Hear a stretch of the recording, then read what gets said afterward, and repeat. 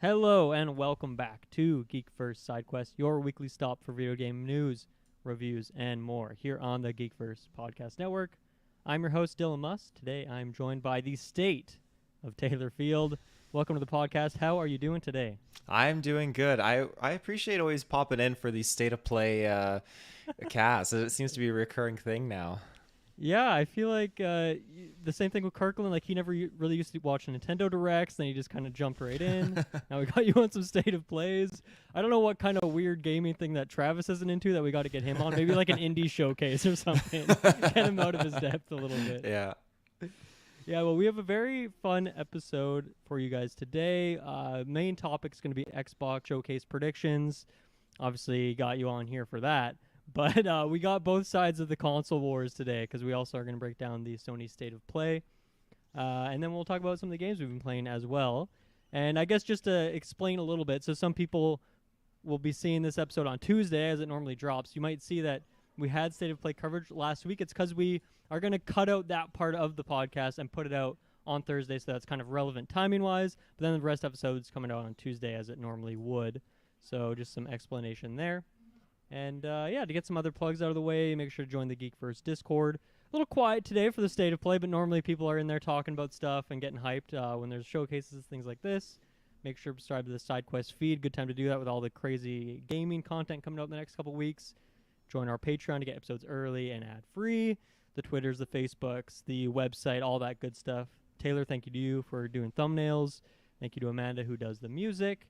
And yeah, next week, I guess, we're recording this in advance, so I have to like calibrate my brain a bit here. But we got a lot going on. We're going to be covering the Summer Game Fest kickoff event, and then we'll be back on Sunday to cover the Xbox showcase. We'll also, I guess, on that Saturday, we'll be doing a Mario Strikers Cup, and then on Monday or Tuesday, rather, whatever it is, we'll be doing a review for Mario Strikers. So a ton of gaming content coming out.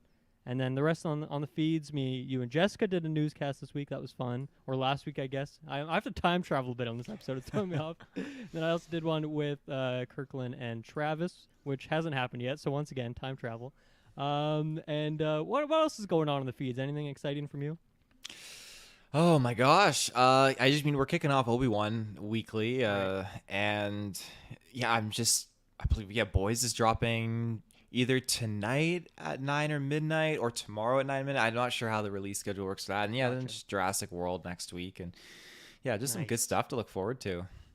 Awesome. Yes, it's very crazy. Like, I don't know, June always is crazy, but it's fun. I feel like it's been a bit calmer the last like month or two. Maybe that's not even true, but I don't know. June always ramps it up once again, so that's very exciting. Taylor, let's get right into it. Let's talk about some of the games we've been playing.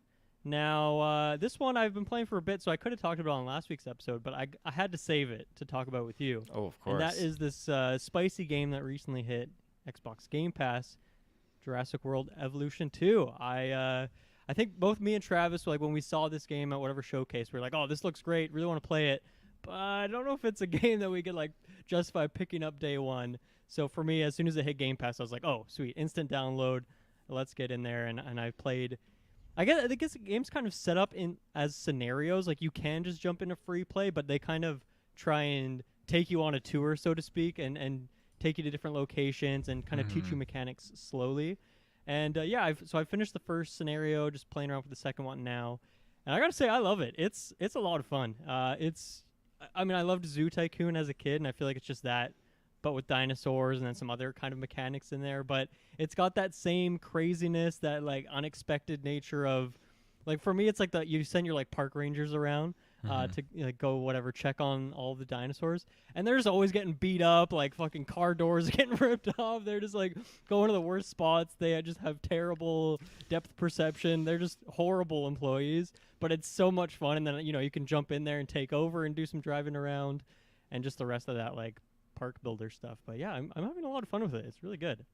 I'm glad you're getting into this game now. That the first one was so iconic for me that it set us up for success. Basically, they did a lot of things that people wanted, and a lot of things that they didn't do that people were saying, hey, put this in the game, and they implemented it. Like the damaged vehicles, I believe that was something that came later. It wasn't there at launch or in that first game. So there's all those little subtle things they put in, and just the enjoyment of just being with the dinosaurs. I love just, hey, you're not just restricted now to just this jungle map on Isla Nublar or Sorna. Right. Now you are working in the snow or you're in the desert plains, and it's really dynamic and very different. And they've added a lot of good DLC, like Camp Cretaceous DLC with a lot more hybrids. Ooh, so I know you love those hybrids. I do, yeah. Yeah, I guess I was surprised by some of the features in it, because I mean, I'd watched 1 or 2 of your streams, so I saw that you can drive around and do that kind of stuff. So I guess I wouldn't normally have expected that, but since I saw you doing that, the other thing for me was just how you're kind of flying around a helicopter and, like, you know, tranking all these dinos that you can bring them into the captured zones. Like, I didn't expect that part to be there, and I don't know if I love it necessarily, but it's like a funny, goofy thing to do, and you start shooting out and they start like running around like crazy, and once again all that chaos. But for me, it's just like that minute-to-minute park builder stuff, and making sure you have your like power grids set up, and making sure that you have the right rocks and vegetation for all your dinos, that they can kind of happily live there. I'm definitely gonna keep playing it. It's really really good. I don't know, I guess, how I feel yet about the scenarios. When you play the game, do you do those, or do you, like, with your expertise of the first game, do you prefer just hop into like a free, like, open world sandbox version and just build up the park of your dreams, or do you like those scenarios?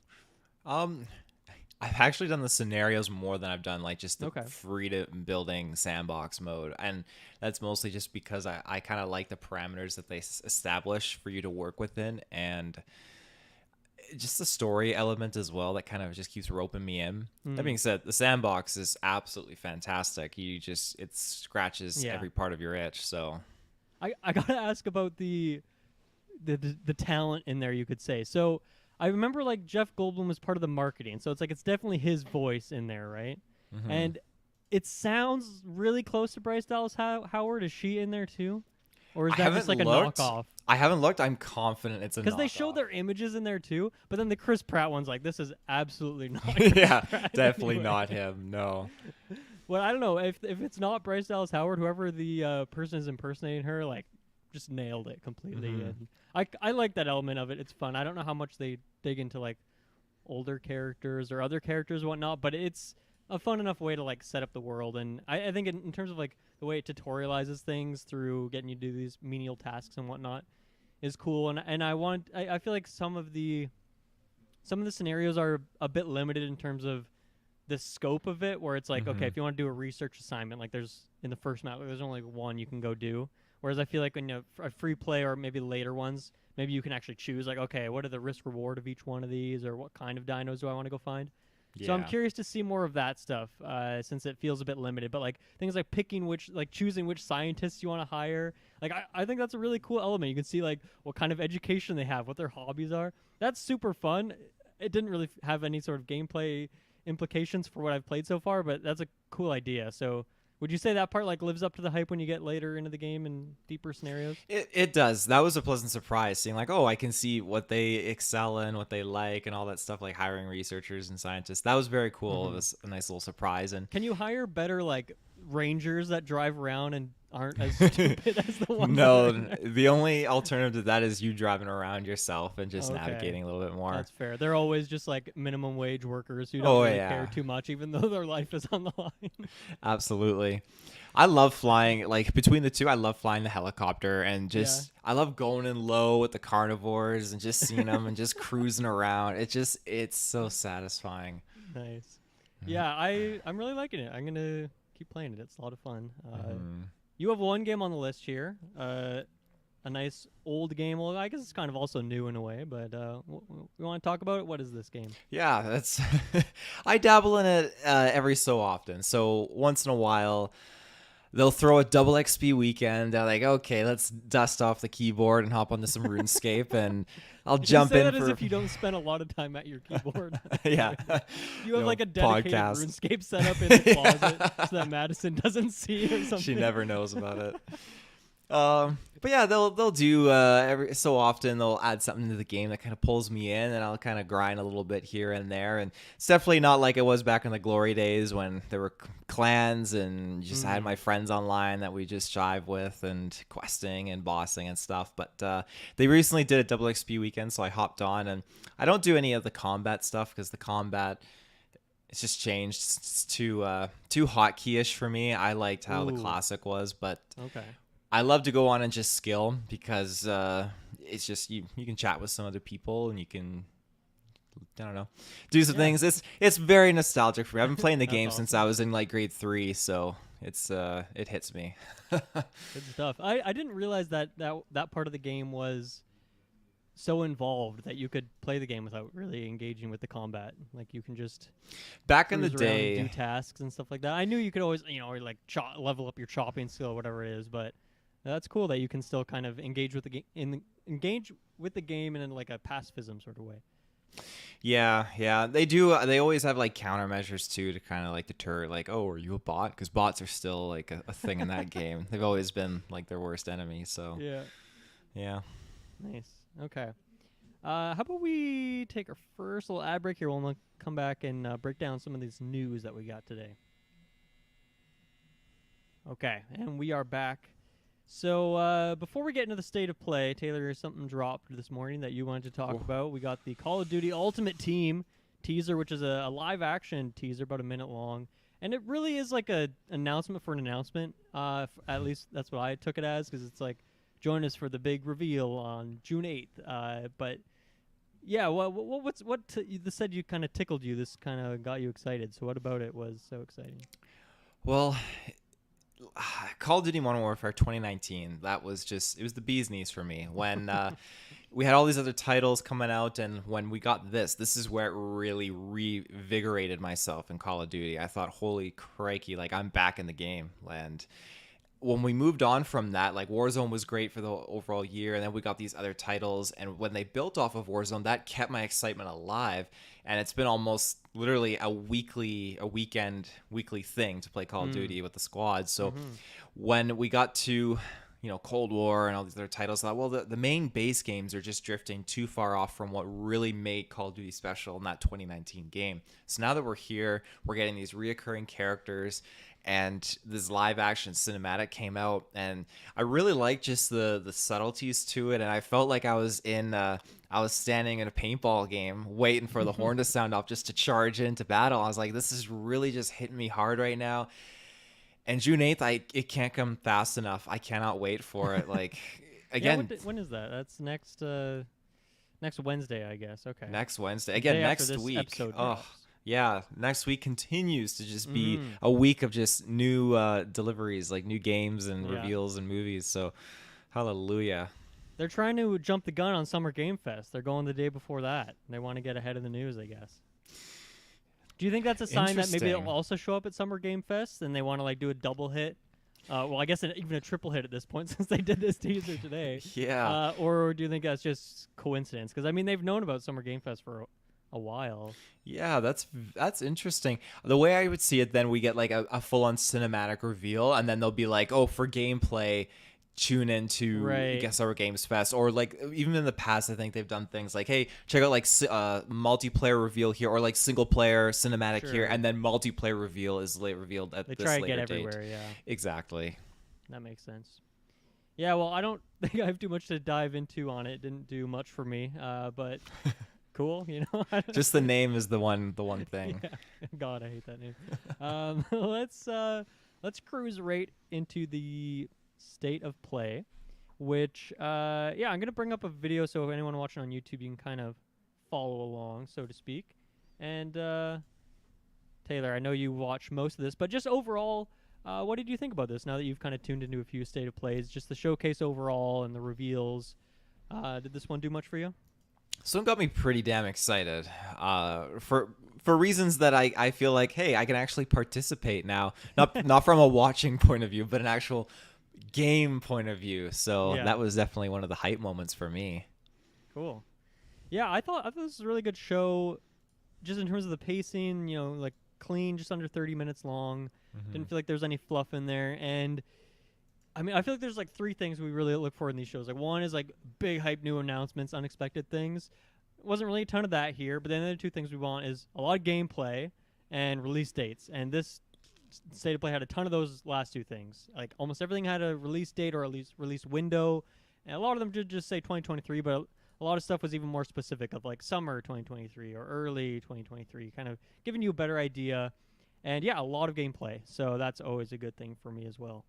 I would, and honestly, I kind of went in here with low expectations. They set this up as being a third party one, so I didn't expect God of War. If anyone was expecting God of War, they probably didn't see those tweets when they were talking about don't expect that here. But I can understand why people would still want to see it. But anyway, 30 minutes is pretty long for a State of Play. So at the same time, I thought there'd be a few good things in here, and there was. A lot of it seemed like maybe confirmations of things and release dates and whatnot, but there also was some good surprises in here too.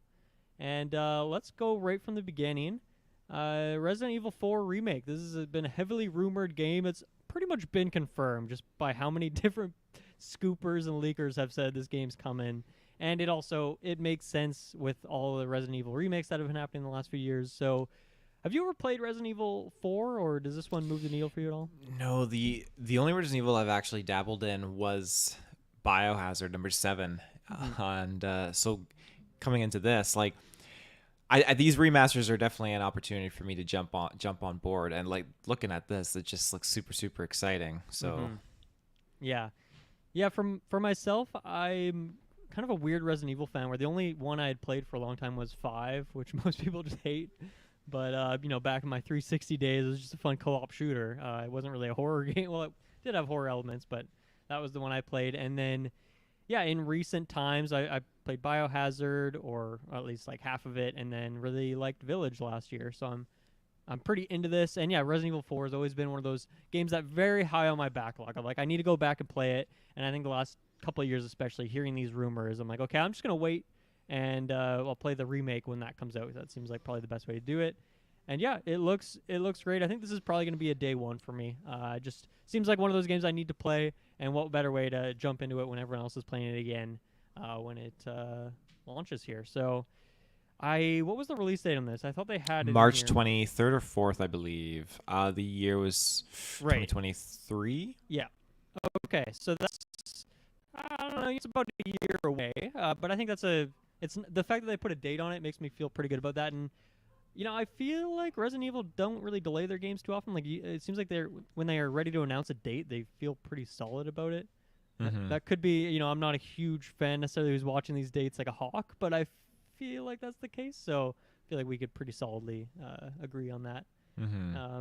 After that, they cruise into a bit of a VR, cruising through some VR games. So the first one being Resident Evil as well, with Resident Evil Village coming to VR. And you had a reaction to this one, Taylor, in our Discord channel. So what do you think about that? I played Resident Evil 7 in VR, and like I've done a lot of VR things, and I don't get sick. That game made me sick. I was getting dizzy, just like, this is so grotesque. I can't handle this. God. And coming into this component, I think like it's good. There's definitely a market for it.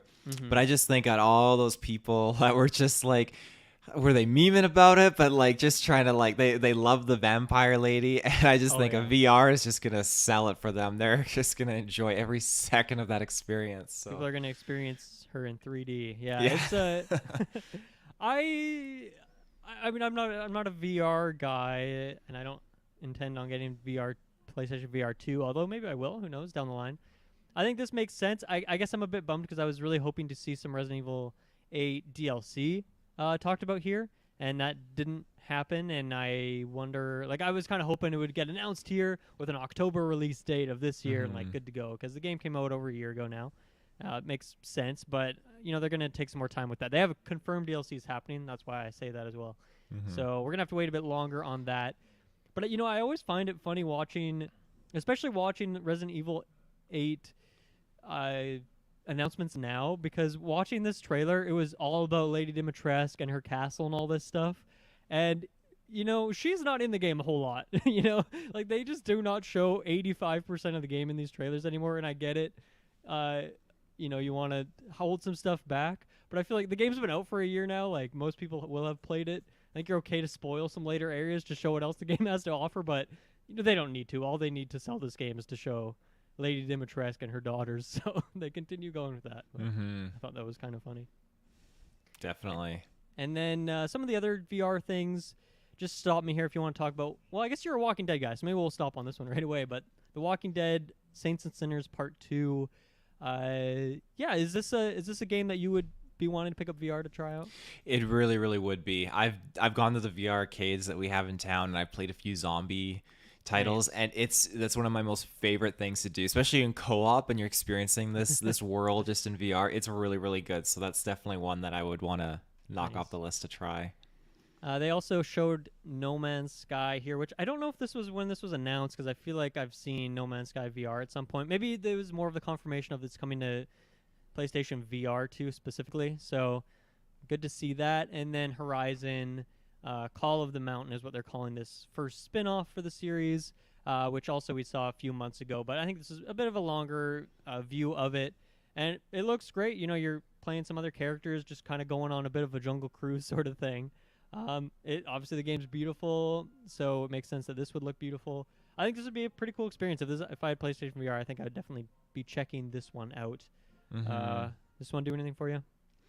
This one seems really, really just like incredible, to be honest. I didn't realize that this was getting a VR until I saw it in the show, and yeah, it just looks super, super pleasing aesthetically. So I'm wondering like how engaging the combat's gonna be in this, like compared to some of the crazy stuff you do in the main title. I don't think you're doing any combat. I think I think you're just walking around. Like this is definitely not gonna be an open world game. I mean, they're showing a bow here, but I don't think you're gonna be taking down dinos. I mean, they're showing some stuff here, but I don't think it'll be the same extent of like what the game is. Like I think they're more like cinematic specific set pieces where I'm guessing the dinos are like always kind of doing the same things, and you're just kind of reacting to it. But who knows? I mean, they do show a little bit of teasing of that here, but I'm guessing you'll kind of be a shorter journey where you're kind of just cruising, going from point A to point B, but we'll see about that. And then they kind of rolled this into some news that Horizon Forbidden West is getting what they called a major update. When I heard that, my ears perked up. And then I feel like everything you said after that, none of that spoke major update to me. It was like, we're bringing New Game Plus to the game and a higher difficulty and like some new skins, right? A new skin. I'm like, is that what a major I feel like a major update to me is like a DLC with a new area or something like that. I just felt like he was really trying to oversell this a little bit. You can break apart your skill tree now, right, and redistribute your points. I guess you can respec your points. Yeah. But spoiler, if you go back to me and Travis's several reviews on this game, we talked about how underwhelming the skill tree is in the first place, and how we often just had like 30 skill points chilling because they're so meaningless that we didn't even bother to use them half the time. So I think the word major update here is a major oversell. And as someone who dipped after I beat the main story and didn't really feel the need to come back, none of this stuff brings me back in. And I'm sure for the hardcore fans, all this stuff's great, and New Game Plus and whatnot is good for those people, but not going to bring me back in at all, unfortunately. And I doubt that's going to be the case for Travis either. And I'm curious if anyone else is playing this game. Let us know if these things are what you would consider a major update that would want to bring you back into the game, because I don't know. I feel like most people are super into the game. You've probably platinumed it already. Like, I don't know if they're going to come back just to do it again. I don't know. Well, they got to get those new trophies, right? Because they said they're adding some new ones in there. So, did you lose? I missed that note about trophies. So there you go. There's some. Do you lose your platinum if they add new trophies, or how does that work? No, you don't. You don't lose. I guess sometimes they might have a second one. For like a DLC thing, but I think you get your platinum and then you just get new ones you can go for. I think it might be harder now to get the platinum. Like if they added, let's say, another 5 bronze and silver trophies, you might have to get those ones now before you get the platinum. Right. So maybe it would be easier to get it prior. So I don't know about that actually though. I've only, platinum hunted like 2 or 3 games in my life, so I'm not too sure about how that system works. Moving into the next thing, which got you pretty hyped, which is that Spider-Man is the next game that they are bringing to PC. They've done this with a lot of stuff over the last couple of years, And yeah, Spider-Man is the next one, and this one got you pretty jazzed up. So why don't you talk about that? You gonna pick this up day one kind of thing? I'm probably gonna pick this. Well, if it depends on the price. If it's probably gonna be full price. It's remastered. August Probably 12th will. is the release date. Maybe you would include all the DLC though, and that adds a little bit of value to it. That'd be a kicker for me. And usually a remastered edition is something it would go along that route. I'm super jazzed to be able to get into it and enjoy it now. Get my Ghost Rider skin on and just swoop around New York City. So, yeah. I'm really excited to see what the modding community does with this game. I mean, obviously Sony isn't really supporting that necessarily on Steam. They don't have like a workshop as far as I'm aware. But I just can't wait to see people take this game and add in some other Marvel characters or some other skins and things like that. Some other villains or stuff like that. That's going to be very exciting to see what that community does with it. Absolutely. I want to get this day one, and there's probably like a 90% chance I will, but I could see it going on sale. Yeah, Steam's pretty good with their sales, so it might drop to like $54 in a month or so. Yeah, I haven't really kept up with the PlayStation games that have come to PC and how much they discount the games at all, or if they keep them like at full price, because most of them I've already owned on PlayStation 4, right? So I'm not going to go pick them up again. So I don't really know how often they include their games on the big Steam sales. But I don't know how often, but I have seen Death Stranding and Horizon drop down to like the $50 range a few times. So yeah, but I don't know how often though. I mean, that makes sense. I remember seeing God of War, the first, like the 2018 one, on the PlayStation Store go down to like $10. Like they discount their games pretty heavily after a while. It usually takes a couple of years, but I could see them kind of doing that for sure. I wonder if Spider-Man's a bit of a different thing, but even then, I feel like I've seen that game on the PlayStation Store go pretty low. So, especially now that they have like PlayStation Plus collection and whatnot, and those games are accessible through subscription services, it makes sense to lower the price since people can get them in other ways. But yeah, they definitely don't have the Nintendo approach, which is a good thing. Nice to drop some of their prices. The next game here is Stray, which is the kind of cyberpunk cat game that has been... We've seen it for a couple years now, and I think this is kind of maybe the last major showcase we'll see of it, and then it comes out, which we now know, in July 19th. So that was a new release date that they dropped here. And I think... Well, there's a couple things. I guess maybe we'll talk about the game first before we talk about the PlayStation Plus part of it. But Taylor, what do you think about this game? Is this one interest you? This one is, and I had no idea that this was, and if I had witnessed that it was showcased before, completely forgot about it. But like watching this whole sequence of the cat moving around and doing like what he is now, jumping up on buildings and everything, like like this adventure just totally intrigues me, and I would love to experience this from this perspective. So I'm sold. Well, it is coming to PC at launch, I believe. So was it really? Yeah, I've had it wishlisted on Steam for like a couple of years now. So it is. I'm guessing it's date and date. Maybe it's a bit later, but you just said you're 100% sold, so I better see you buying this game so we can review it together now. Yeah, I would happily support it. Yeah, you just signed a contract on those. Yeah, I've really just been pretty hyped about this game, and we knew it was coming in summer, so I was expecting a really soon announced date for this, and it was good to see it. There's a couple things in here that were kind of new to me. One was maybe the focus on stealth. And we saw not necessarily combat, but the cat running away from a lot of other monsters.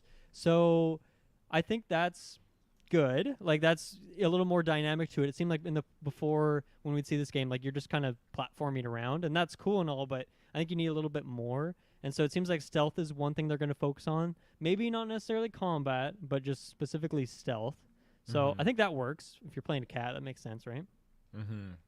And then I guess the other part for me was we don't really know what the story is here, but the part that I found interesting was that when the cat's like walking through alleyways and stuff, these kind of weird robot creatures are, ringing alarms, running inside, hiding. Some of them are. Other ones you're talking to, like vendors and whatnot. But some of them are quite scared of this cat and running away. So what do you think is going on there? Like, what's the reason for some of these people / robots being just terrified of this cat? Well, my initial thought was, is it because this cat is a living organic thing, and that's what's kind of startling these cyborg, android, human-like things? But I'm wondering what the deal is with the faces too. Like, what is Mm. the note with that? When you get that first look at the cat's eyes do this weird kind of Yeah. glaze over thing and then start to look normal. So there's something going on with this cat.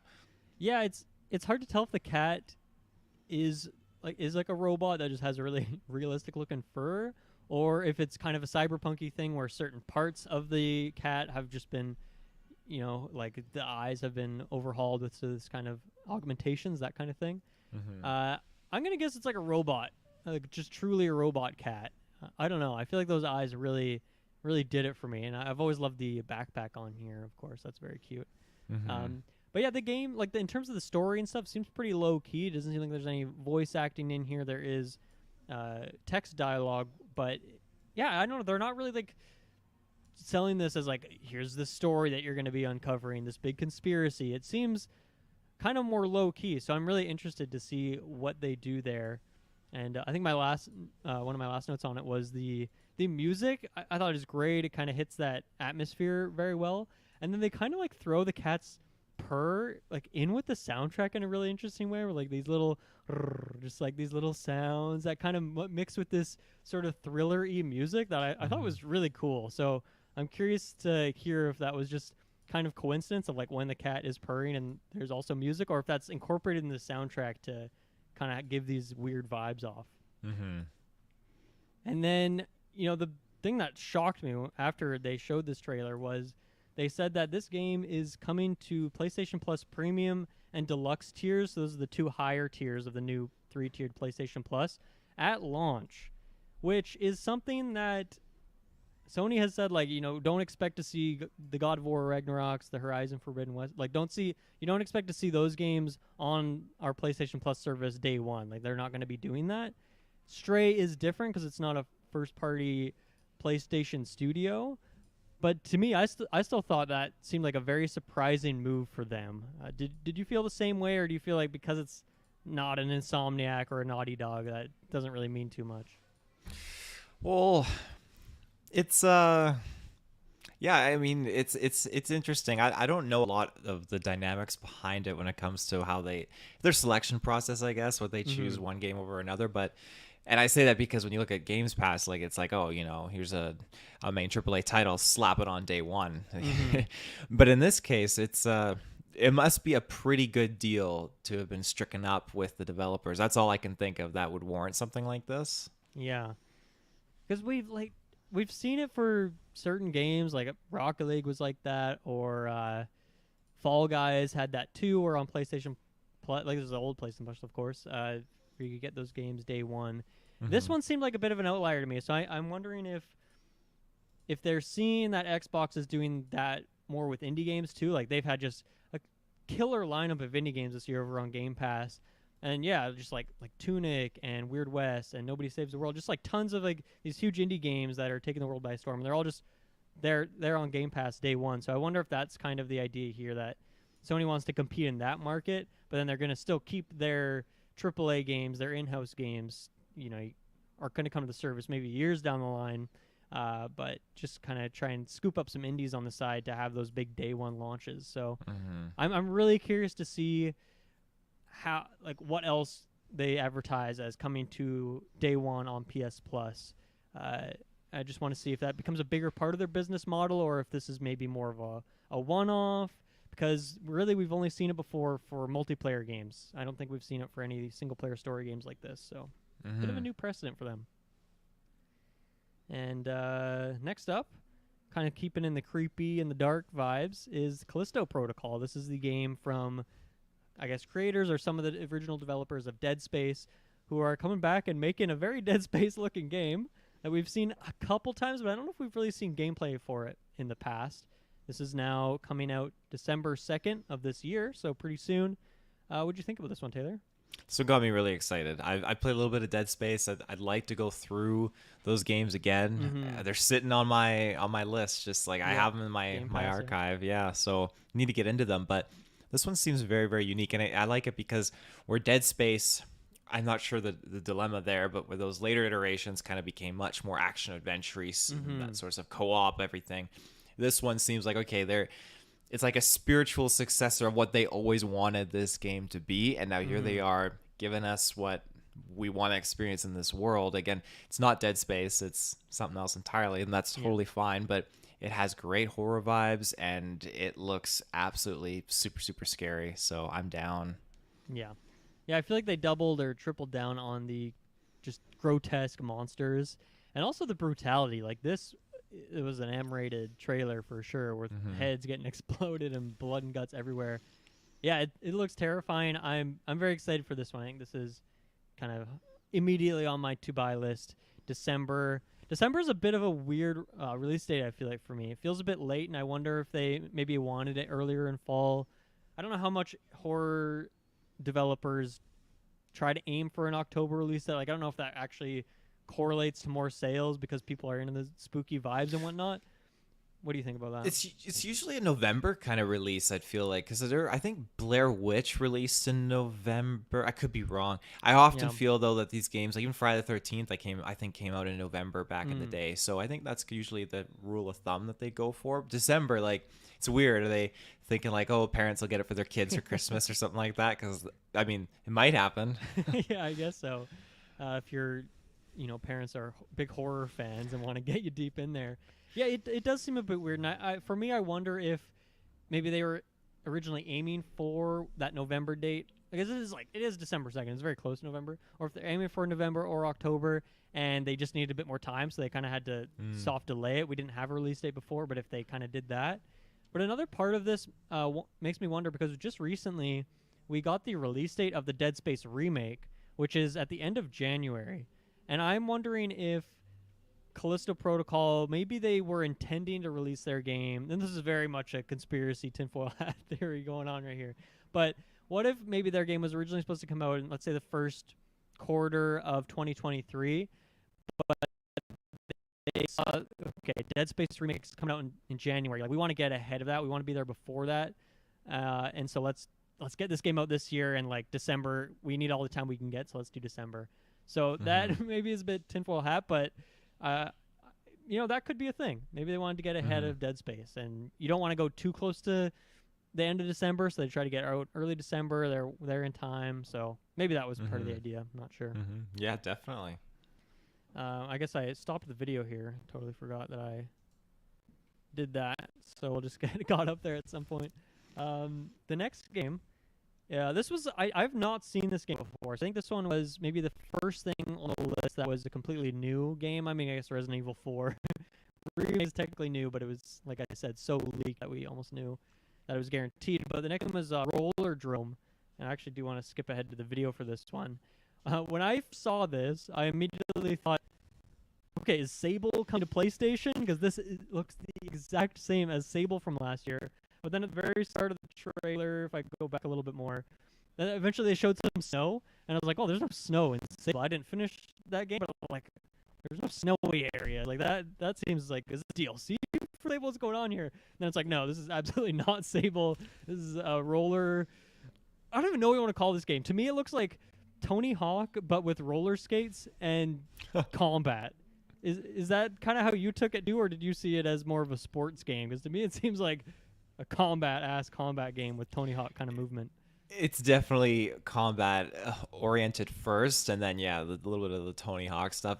Yeah. I love the art style. I really, really do. It just looks super, super fun, mixed with that slow-mo sequence in there. But I'm really wondering, like, is this just you fighting off against enemies, doing some really cool like agile based courses, or is this like a multiplayer component in here, or like 2v2? I could not get a vibe from this trailer if it was a multiplayer thing or a single player. I'm gonna guess single player, but yeah, like I could very much see it being a either competitive multiplayer thing. I guess it could be cooperative multiplayer, but I feel like if that was the case, they didn't showcase that or sell that very well. I saw it more as like maybe a single player score chaser sort of game, which I guess just talk about. This is coming out August 16th, very soon. I think it looks really good. Like, I really want to check it out. I don't know if it's a day one for me. I'd have to see the price point and stuff like that. But I think it's a really fun idea. And I mean, like you said, I love the art style, and I think the gameplay is something unique. It's like a mashup of genres that I haven't really seen before. So I'm kind of into this. Like I could see myself picking this one up. Next up is the another new game, or at least a game that I don't recall seeing in the past, called Eternights, like eternal and nights, stuck together. This comes out in early 2023. They call it an action dating sim crossover. Very kind of weeby game. Looks a lot like No More Heroes to me. This is not really my cup of tea personally, so I don't know if I have too much to dig into on this, but what did you think about this, Taylor? It's like that cup of tea came to you, and then the waiter offered it to me, and I'm saying no as well. It's not my tea either. Is that what baristas do? They just like make a cup of tea and like walk it around the cafe. Yeah. Like, you want this? I mean, visually it looks fantastic, but it's definitely it's not in my MO. Yeah, we'll have to get Tyler Briggs back on the podcast to talk about this game. This might be for him.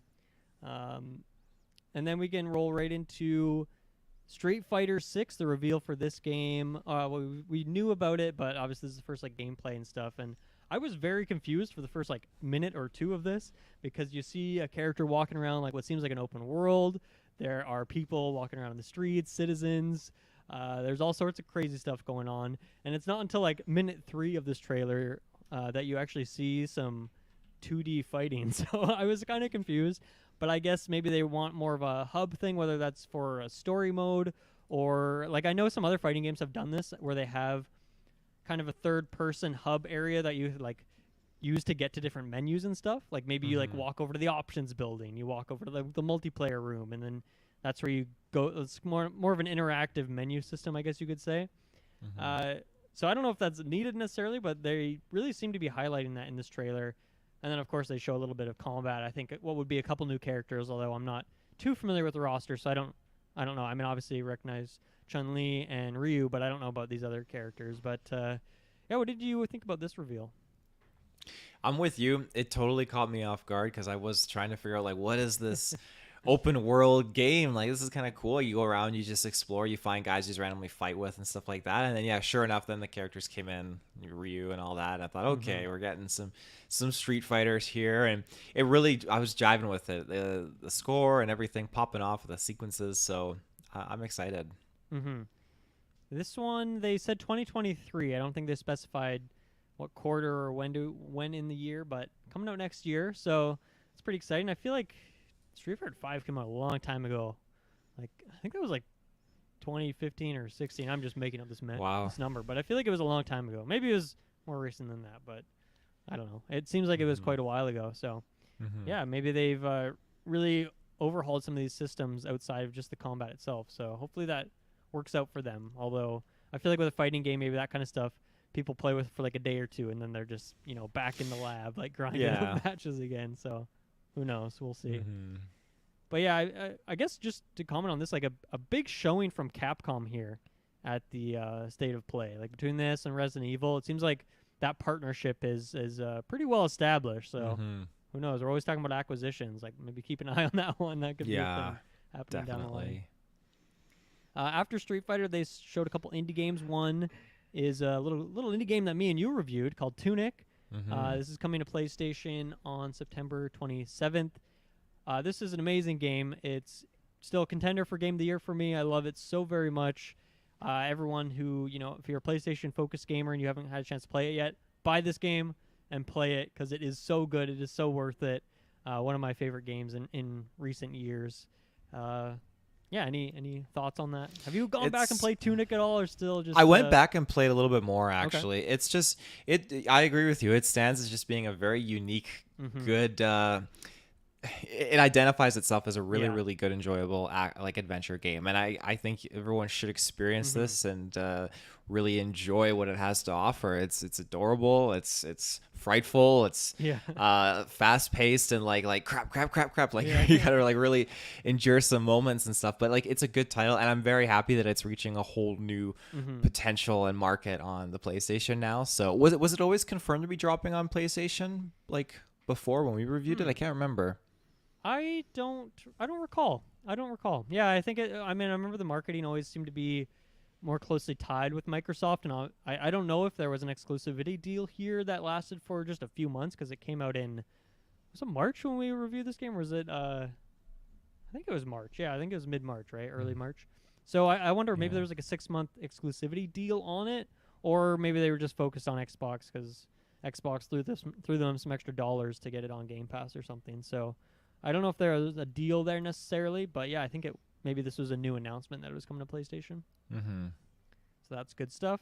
Mm-hmm. And then afterwards, they showed this game called Season, A Letter to the Future, which we have seen before. Although I don't think there was any gameplay shown before. I think it was more just here's the vibe, here's this character, story-focused, narrative indie game. See you later kind of thing. So it's nice to finally see more. This is also coming out this year in fall 2022. So somewhere in that pocket. I gotta say, I love the look of this game.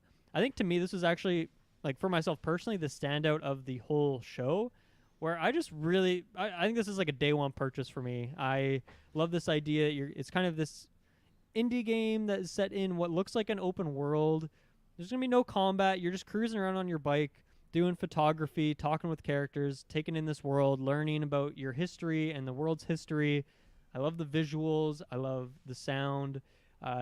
Really, really cool game, and like it seems like pretty robust in terms of the size of the map. Obviously, they didn't show like a top down of the map or anything, but just the diverse locations feels like there's a lot to explore here, and it's a calming, slow-paced game. Like when you're on your bike, you're not like standing up, like pumping as hard as you can. Like you're just calmly cruising through this land in these beautiful pastures and fields.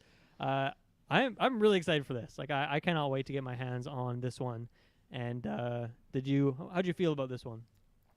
I thought it was very very soothing. It reminded me kind of like of an Endless Ocean kind of game, you could say, where you're exploring these areas and you're recording sound, you're taking photographs. Like this just it seems pretty in depth for what it's offering, and I think that when this game's going to play on those components, it's going to really deliver something special and iconic. I'm wondering what the story was for it, because it almost seemed like there was like an end of season brings with it a very a doom gloom kind of vibe to it, and that you're going on this mission and you will find a solution to it, I guess, through your exploration. So it seems cool. Yeah, I wonder if it's gonna be something where, if it's like, maybe it's like a 2012 thing where people think the world's gonna end, and it's like how people are dealing with that, or it could be a thing where your journey is saving the world. But I think it seems more like a melancholy feel where it's just maybe your character being okay with the world ending and just like taking in those last moments, that last season. And if that is the case, which I think that makes more sense, I don't think you're going to be like fighting a demon to like save the world. That's a really cool idea, and I cannot wait to see more of that one. So look forward to a review for that one on the channel, because I'll definitely be checking it out, unless it comes out like the same day as. Actually, you know what? Everything I was excited for got delayed, so I'll be playing this day one. This is my most anticipated game of the year now. Fall 2022 for that one. Okay, the last game in the direct here, they closed it off. State of Play. The last game in the State of Play, they closed it out with a bang. Final Fantasy 16, which they said is coming summer 2023, so just over a year from now. This was really the first gameplay reveal we've seen for this game. The one time we saw it, it was kind of just establishing that, okay, we're going back to high fantasy for this Final Fantasy, where I feel like in recent years they've obviously always had parts of that because it's called Final Fantasy, but they've more into newer age tech and driving around cars and stuff, whereas this is, a warring kingdoms, and you're in times of war, there's battles and magic and all this stuff. So, Taylor, what did you think of this? I don't think you're much of a Final Fantasy guy, but I might be wrong on that. Have you dabbled in these games much in the past? I've never dabbled in the Final Fantasy realm. Almost did Final Fantasy Online at one point, but this one, almost, yeah. This it seems super cool. I love all these giant titans and kaiju looking things. Like this is definitely up my alley, but I don't know if I'll ever get around to trying it, unfortunately, as much as I wish. I do know, though, I've seen online just raving about this game. People are super livid and excited about it, so it's definitely got its following. Yeah, I think for myself, I've really just like dabbled in a couple Final Fantasy games, but I've never played one to a completion or anything like that, so I'm definitely not a fanboy. But when we first saw 16 and saw that it was back in the very high fantasy realm, that got me excited because I'm just a huge high fantasy guy, and I was excited to see some more of that setting because when I was living with Saris, like he was playing a couple Final Fantasy games and I think 15, and just the vibe of that game did absolutely nothing for me. Like the style of it, like I could not care less about this setting in any way. So I'm glad that they've gone to a place that's maybe more interesting for me.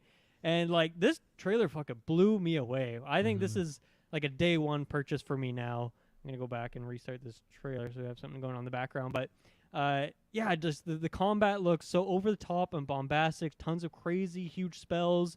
And the combat looks really fast paced, which I really like. You mentioned the kind of kaiju monsters. I love just all these creatures that we're seeing. Like there's a great variety there. It seems like some of the characters' names and stuff that they're setting up have probably some history within Final Fantasy. Like they really highlighted a few games. They were even in the soundtrack where it's like Ifrit, blah blah. Like they're like saying these names with this orchestra. So I cannot give you any sort of breakdown who those characters are or what their journey was. So hopefully I'll get some more knowledge from the Final Fantasy fans when we talk about this game more in the future. Hopefully, I know Dante's a big Final Fantasy guy, so he probably knows all those details.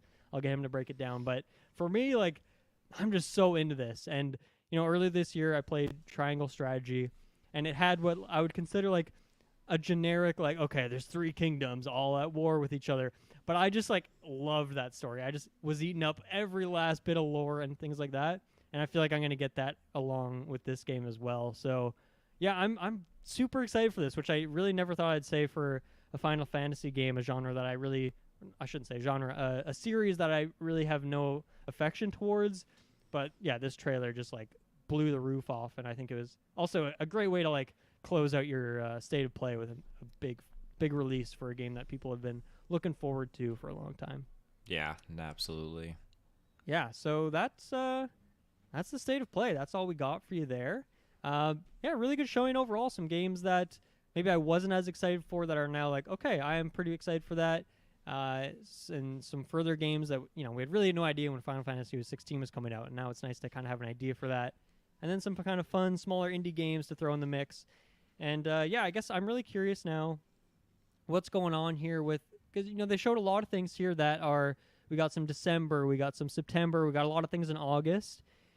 We know that Hogwarts Legacy is a game they've been promoting a lot. They didn't do it here. And Gotham Knights as well. And those 2 games are in that November Forspoken as well, in that November-October pocket. But I was like, I guess that really is enough. Like, if you just have those 3 games I mentioned plus everything here, like, that's a great way to close out your year. But I'm really curious on God of War Ragnarok. If that is still coming out this year, I still think there is a slot for it. I think there is a bit of room for it.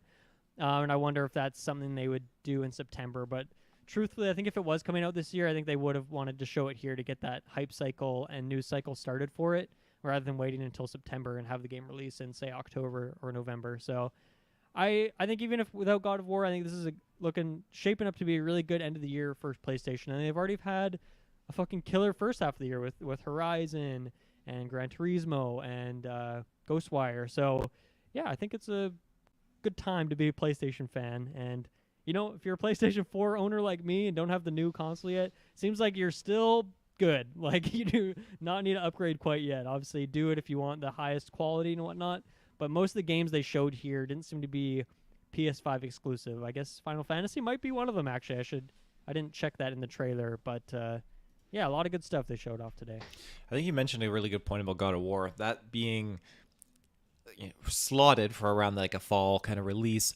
That's something you'd want to be showing off now for sure, because we're 2 to 3 months away from September. And I think we've only seen it once.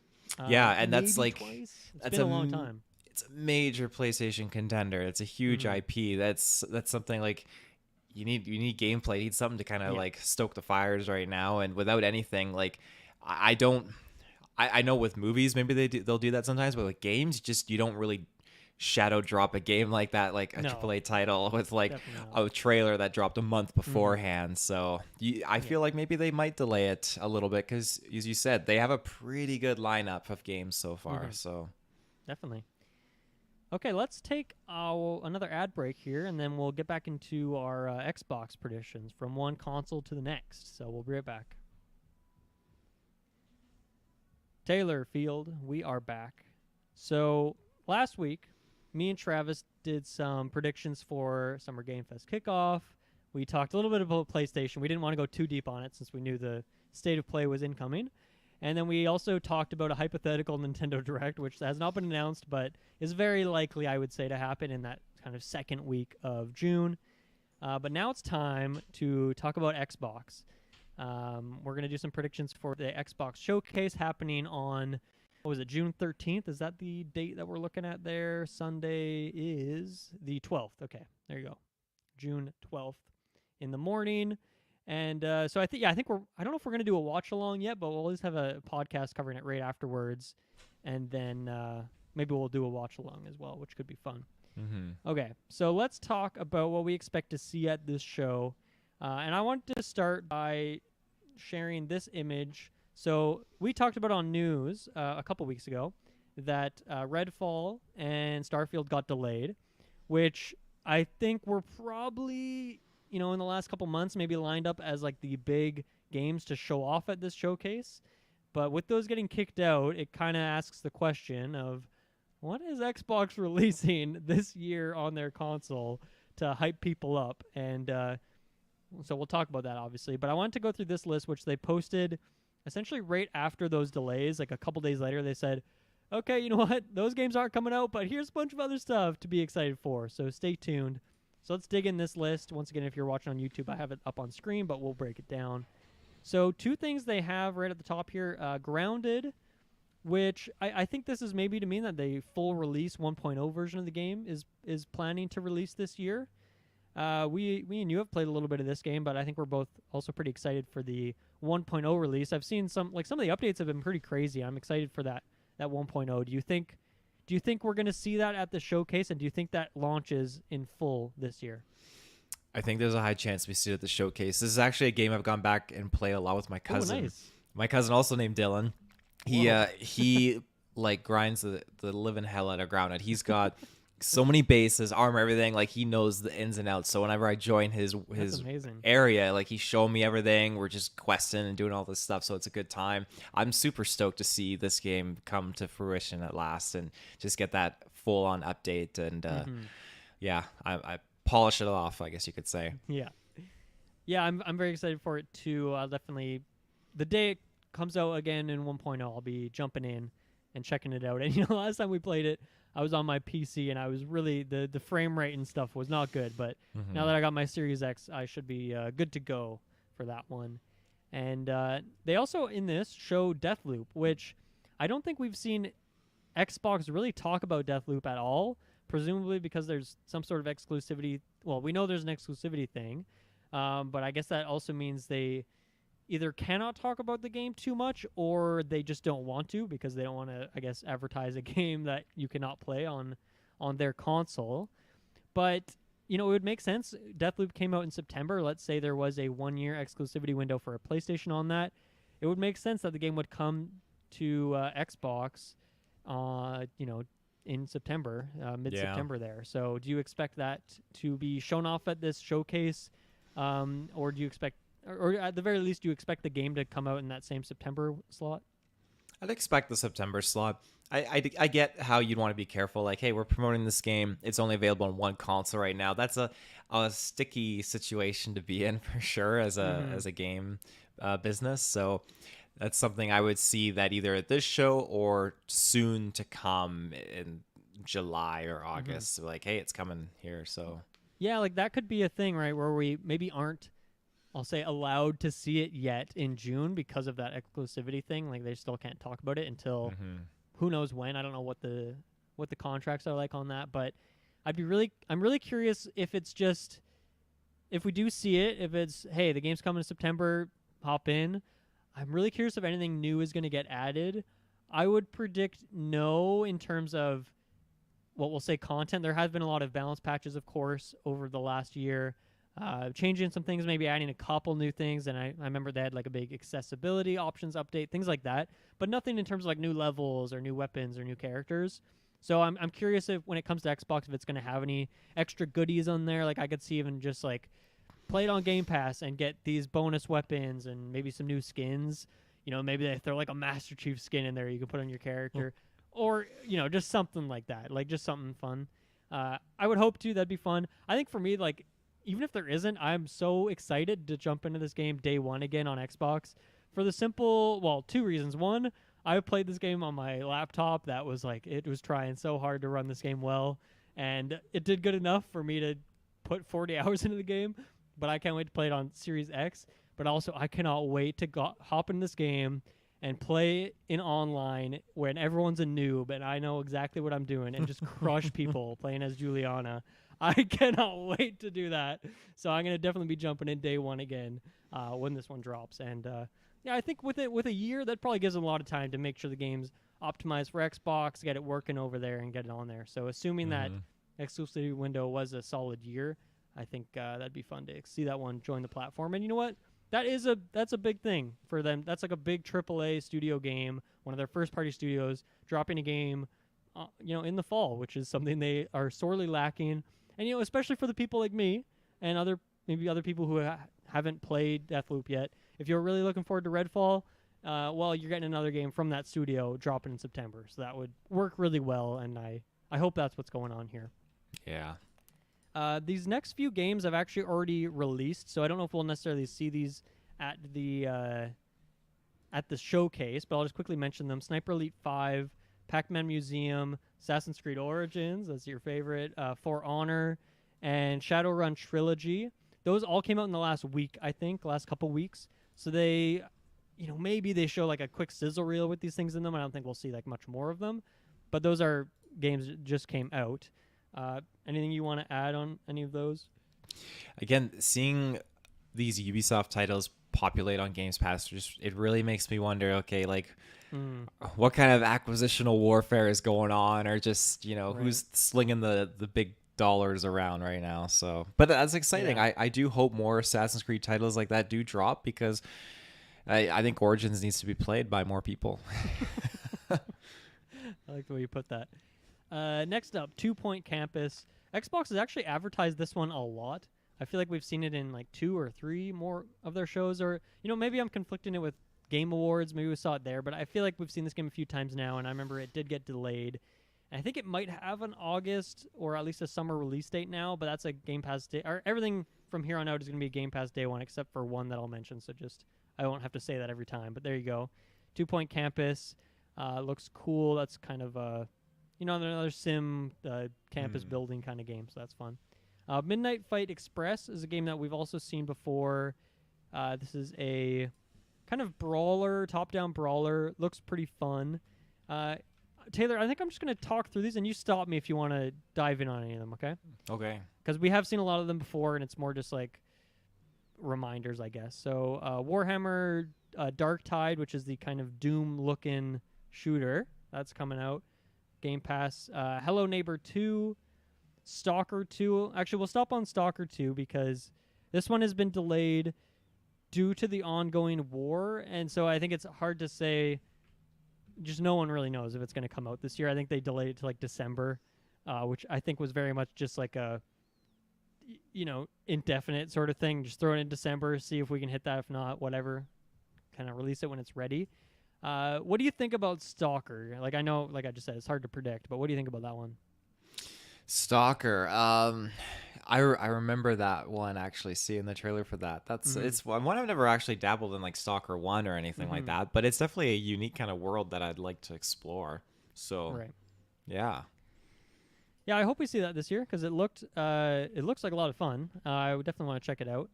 Scorn is another one which I don't think we've seen much gameplay of, but it looks kind of dark and intense and all that good stuff that Xbox loves. As Dusk Falls, I don't know too much about that one. It looks kind of more like a narrative-focused game.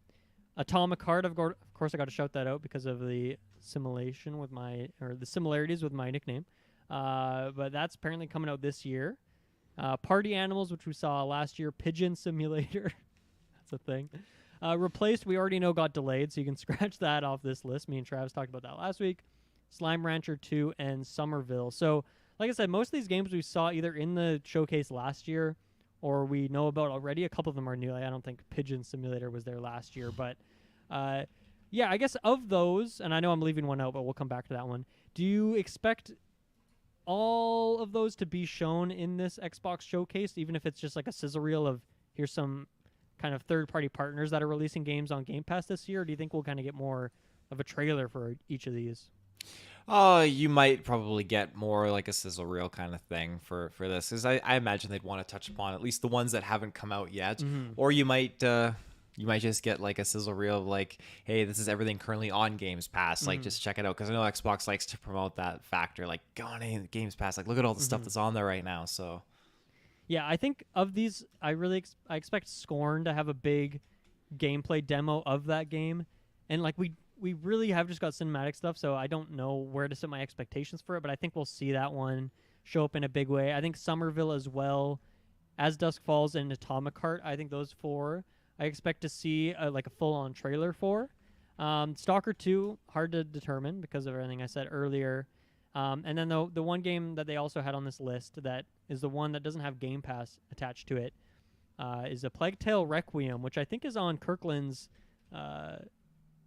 list for the draft this year. So we'll see if that comes out this year. But yeah, not a Game Pass one, but coming to the platform. And I do think that is a bigger release. The first one definitely had quite a fan base to it. I think it's a nice narrative focused game that Xbox really could use on their platform. So any thoughts on a Plague Tale? Do you think we'll see it in this showcase? I mean, it's possible. I don't have much to offer really on it, but I mean, it's again, it's possible. They want to be showing these things to kind of rope people in, right? Keep the interest alive. Yeah, I guess I just find it the odd man out here because Grounded and Deathloop don't have the Game Pass tag on them, even though Grounded's on Game Pass already, and Deathloop is a first party, so you'd assume it's going to Game Pass. So I find it interesting that they put a Plague Tale on here. Seems to me like maybe there's some sort of marketing partnership there between them. So yeah, maybe we'll see more of that, and I think it'd be a good place to show that game off. So hopefully we get to see more of that. Okay, that was that tweet that Xbox posted. So now we can get more into our predictions outside of that. I think we should start by talking about Starfield and Redfall, which we discussed the leak, or not the leak, the delay a couple weeks ago. But what do you think their presence of those two games is going to be at this showcase?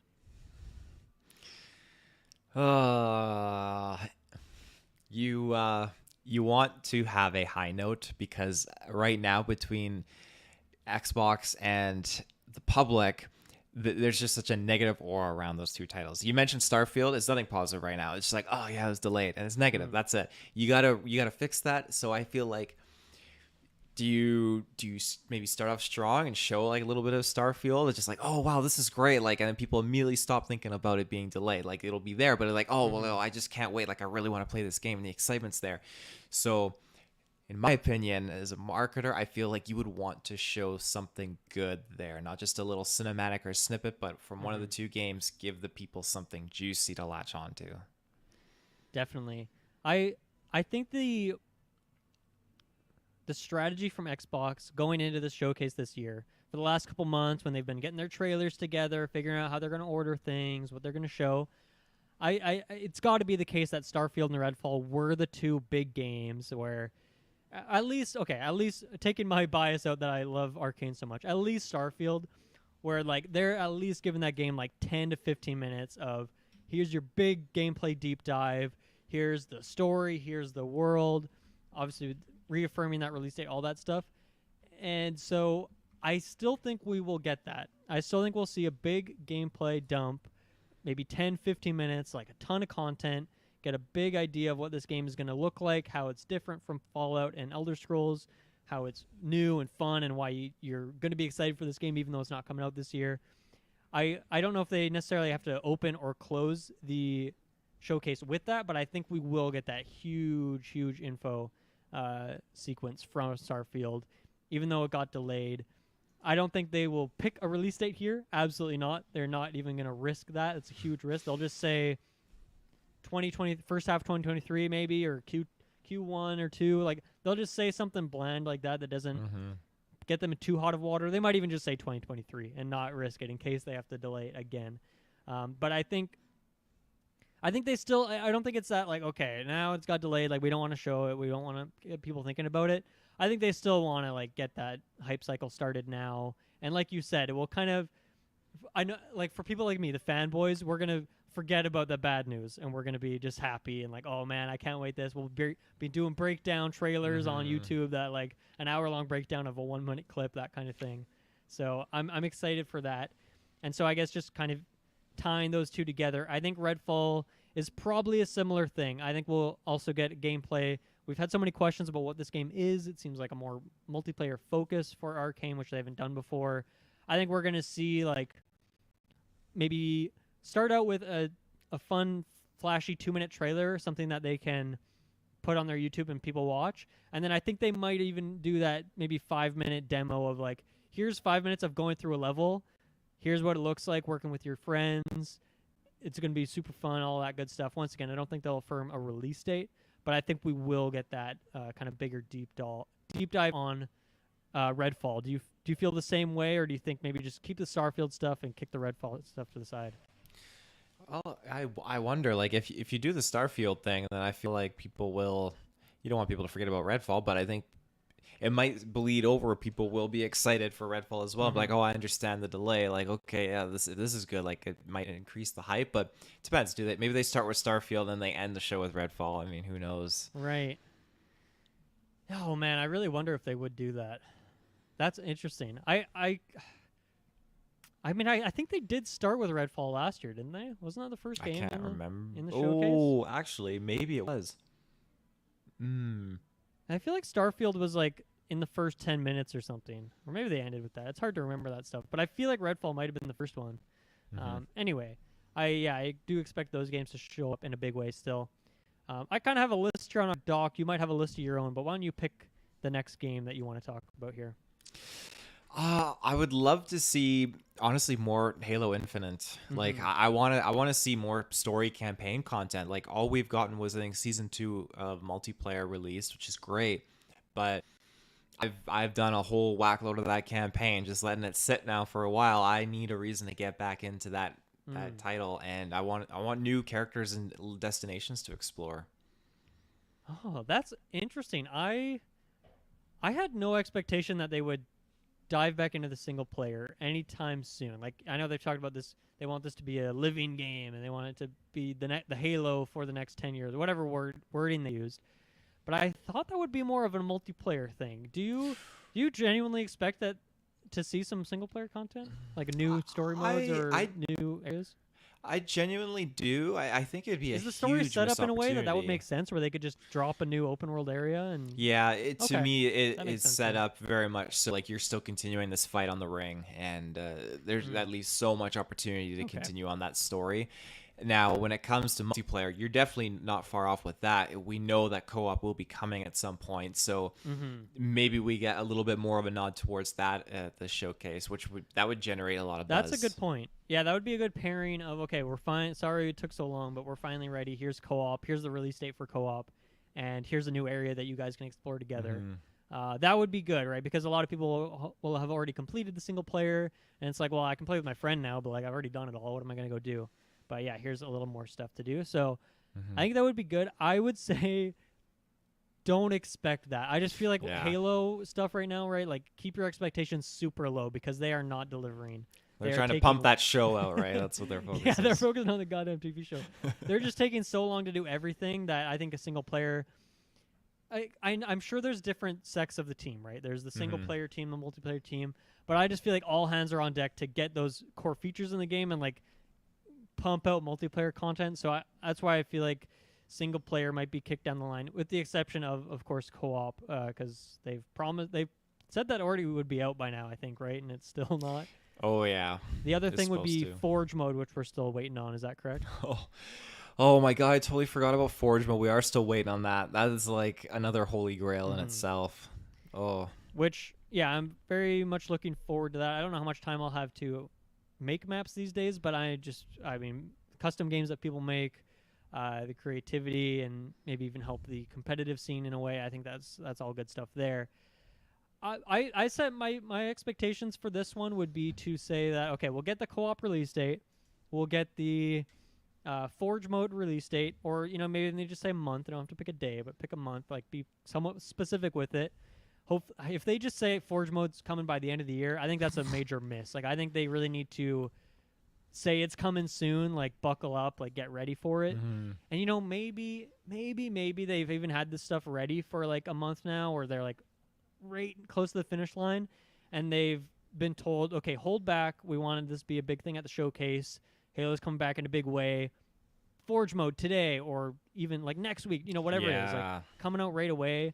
Whether that's co-op or Forge mode, or ideally both, I think that would be like the ideal showcase for them.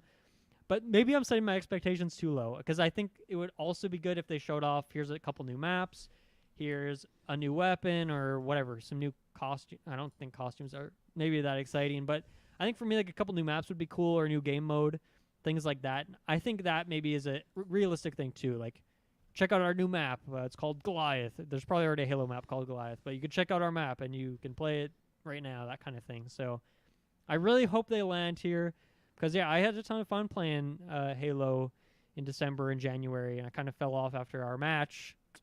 But I'm really excited to jump back in there and also play you again someday. But, I really, really hope they land. Any other Halo-based predictions that you want to make here? No, I only really had just story DLC and co-op. I'm glad you mentioned Forge though. That's a great point though. Yeah, because I can't remember what the original wording was, but I think I thought they had said that co-op and Forge were coming in the first half of the year. Maybe they even said first quarter. Like once again, I think they just have already missed those dates. But I mean, I guess first half of the year is still technically true. June. They have a different perspective on time over there. That's for sure. Yeah, definitely.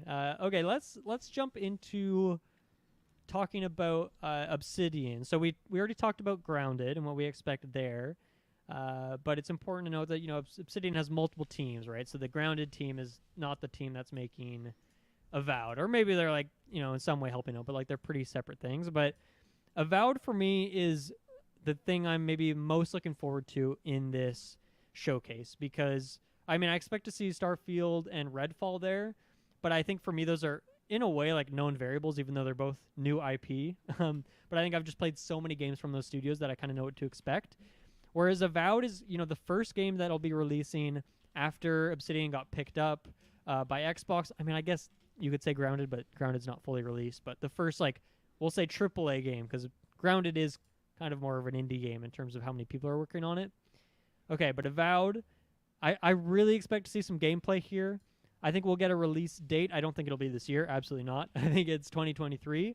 But I think they will say 2023. And I would really like if they actually picked a day. Hopefully they do. But at the very least, I think a 2023. I think we'll get a good trailer that has a lot of gameplay. We'll get some story hook. We'll see some of the characters. All that good stuff. So I'm really looking forward to Avowed. Mm-hmm. I didn't have much I was going to say on Avowed, but I do have another, I believe, Obsidian title that I kind of wanted to sneak in there. Sure. What is that? Do you think we might see any Outer Worlds 2 stuff? No. Really? Absolutely not. I think Outer Worlds 2 was announced last year essentially for fun, but I don't think that game's that far along. Really? Okay. Because I think Avowed is like the next game from them.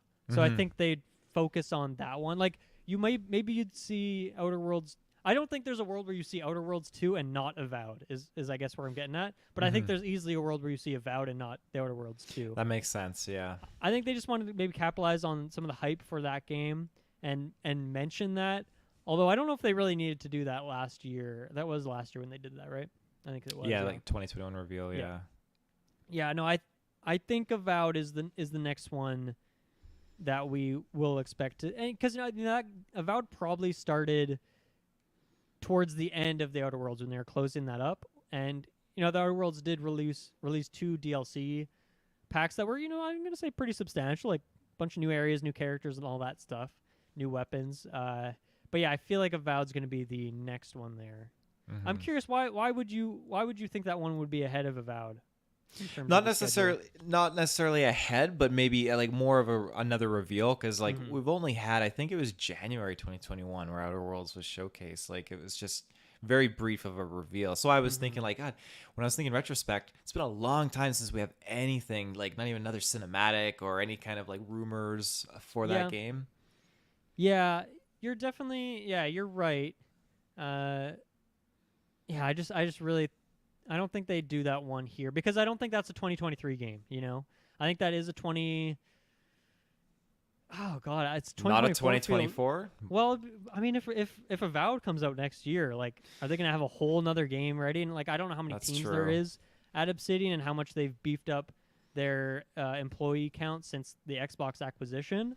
And maybe that is the case where they do have two full teams working on this. In which case, maybe that is ready to go in 2024. But I feel like it could be a bit later than that. Is where I'd set my expectations. Yeah, that's fair. Yeah.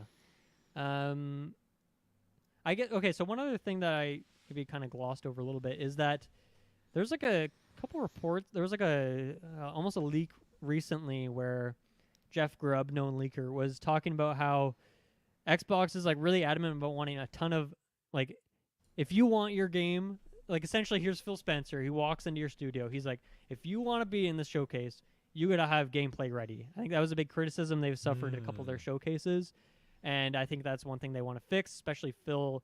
Now that he's got all these other Bethesda peoples in there and whatnot, I think that's a big thing for them. Is like, okay, that's something we've missed on in the past. Yeah, we had some good trailers. People are hyped about these games, but like we got to show some gameplay.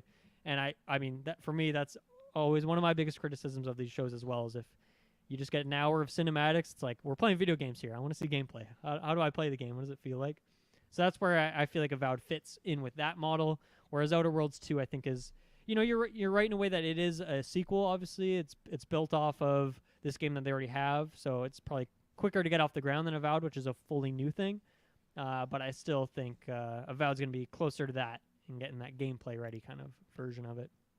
You make a good point with that statement. I like that. I think that's a good precedence to move forward with. Like, hey, you want gameplay in here, and that reassures the public that okay, this game's much more further along and Definitely can stand by it. Yeah, and I mean we've talked about this, but like that ideal world that Xbox wants to get to, where they're releasing first party games every quarter, it's like they've really struggled to do that, and they've filled in the void. Like this year, I've played so much Xbox this year just because they've been nailing it with the indie games that they've been getting on Game Pass. But yeah, like they're still kind of far away from that, but it feels like okay, 2023 is that year. Like Starfield, Redfall, and Avowed, those three alone in one year, like that's a pretty banging year for your console. Obviously, those are all new IP, so they're all unknown variables, but I think it's pretty safe. Like they're pretty well-known studios making these things. So it seems like that's when it's going to get kicked off, and I think 2024, 25 are going to be really good years for Xbox, whereas this year from the first party is absolutely lacking is a pretty safe word to use, I'd say. How about you pick the next game that we dive into here? I really, really want to see a State of Decay 3. I've been salivating for that ever since we got that reveal cinematic. Wait, is your tag State of Taylor Field for State of Decay, or is it for the State of Play? Not at all. It's for for State of Play for sure. I just had that realization. But that works for State of Decay. I appreciate that. They rhyme actually, Decay and Play. Oh my Decay to God. Play. Yeah, they do.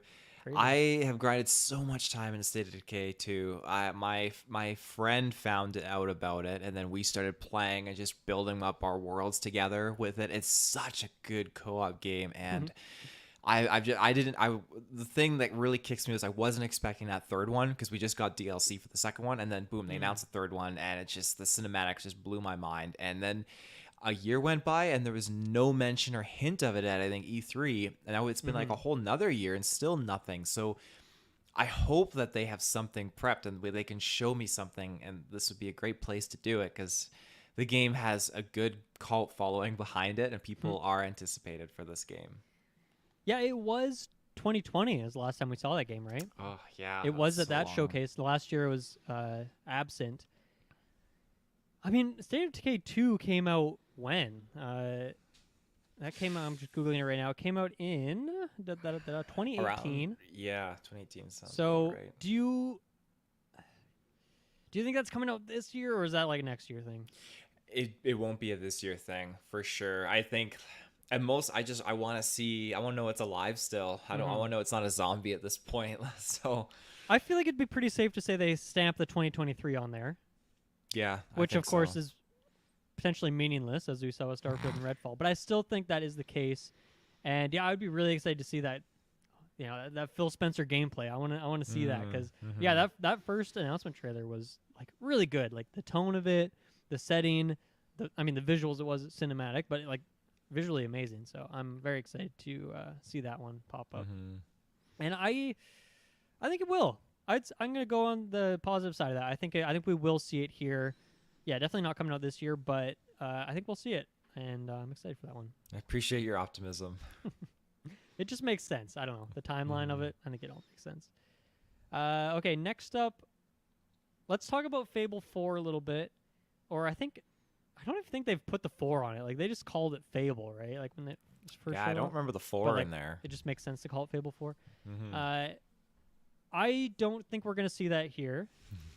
I think that game is probably still pretty far out. I just saw some reports. I don't know if these are rumors, leaks, how legitimate they are, but that game's just been struggling a bit in development, which I think makes sense. You know, if you got like the Forza team working on this Playground, it's like new uncharted territory for them. It's got a lot of baggage because it's a series that's had many games. Like, I feel like that's going to be a very tricky game for them to make. I have faith that they could pull it off in the end, but I just don't think it's happening anytime soon.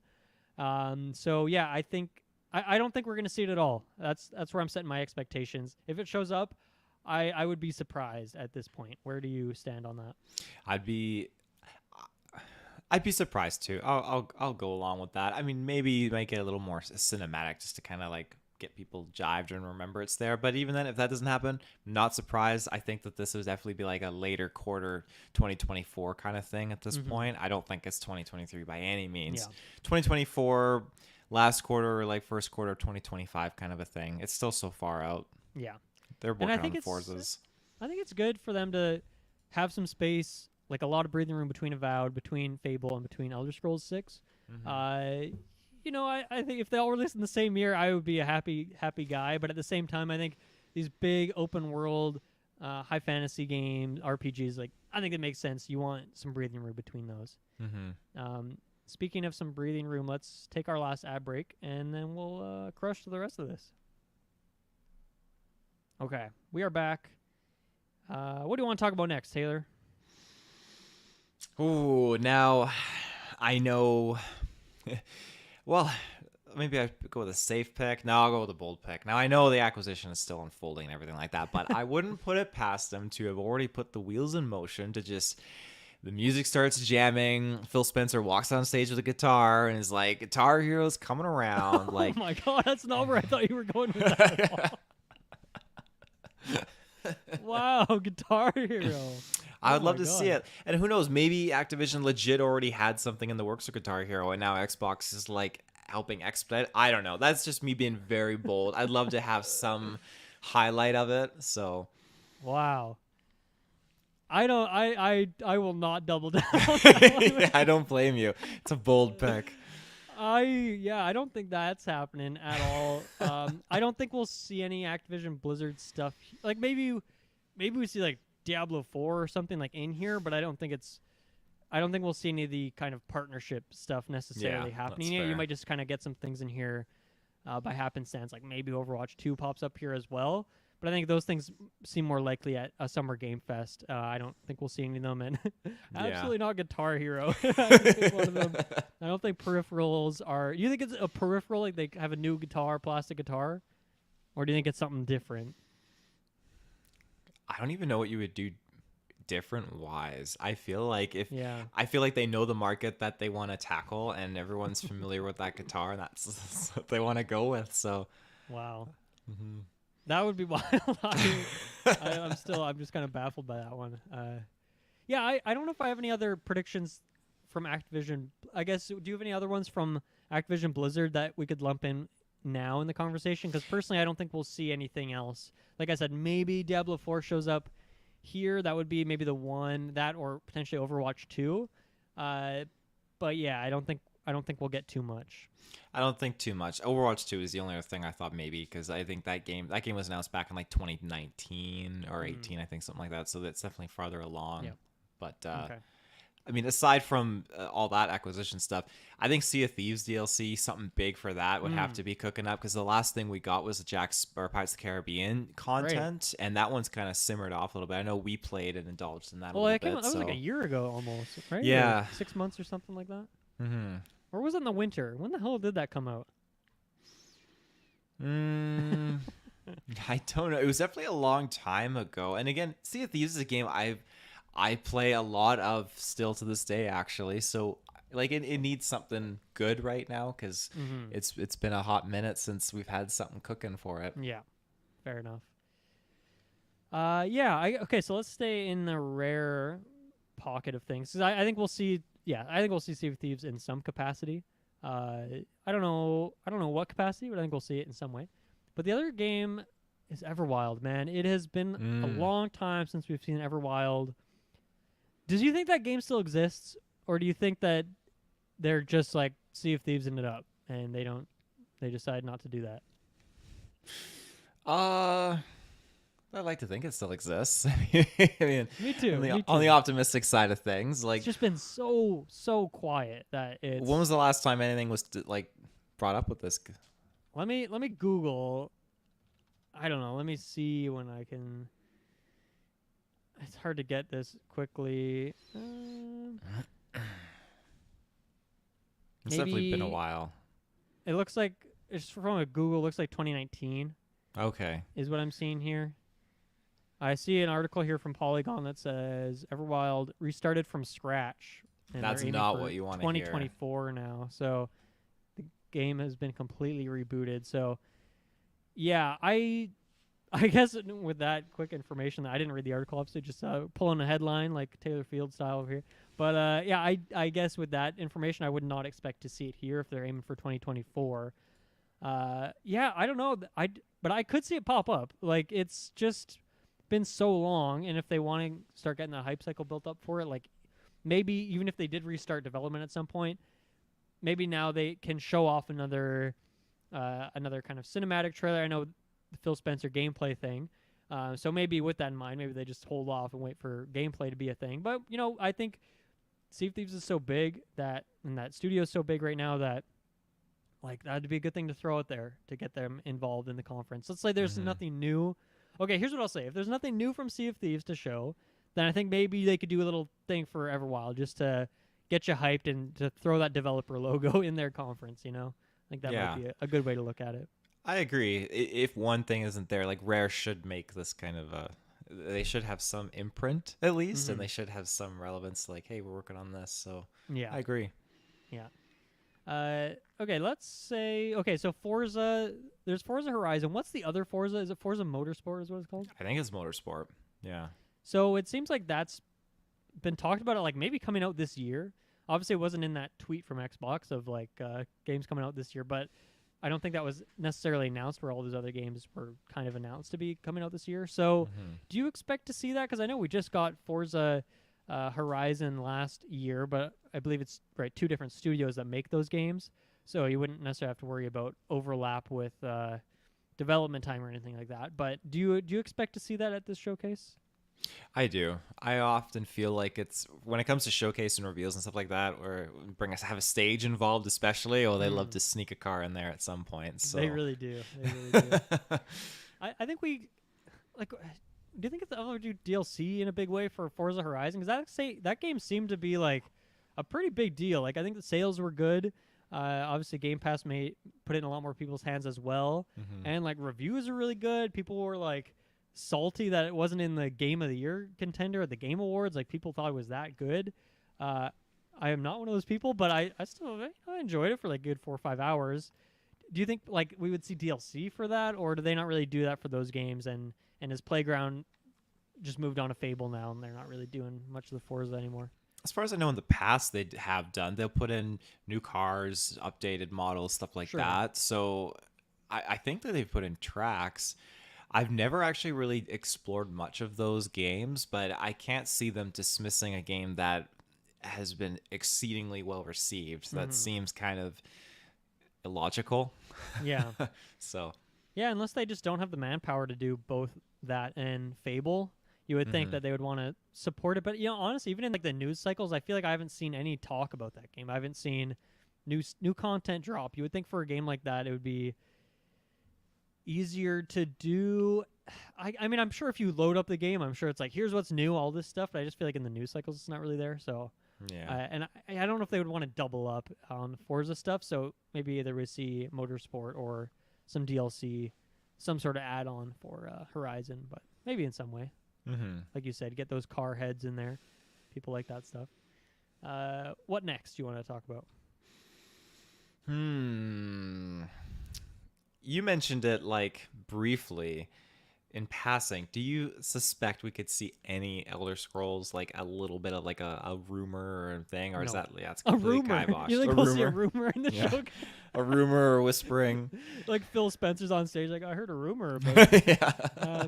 No, another thing, like I'm trying to get good about setting my expectations. My expectation is that game never releases, which obviously it will, but I just think it's like, I still think like 2025, 26 is where I would expect to see that game. If earlier, hell fucking yeah, cannot wait.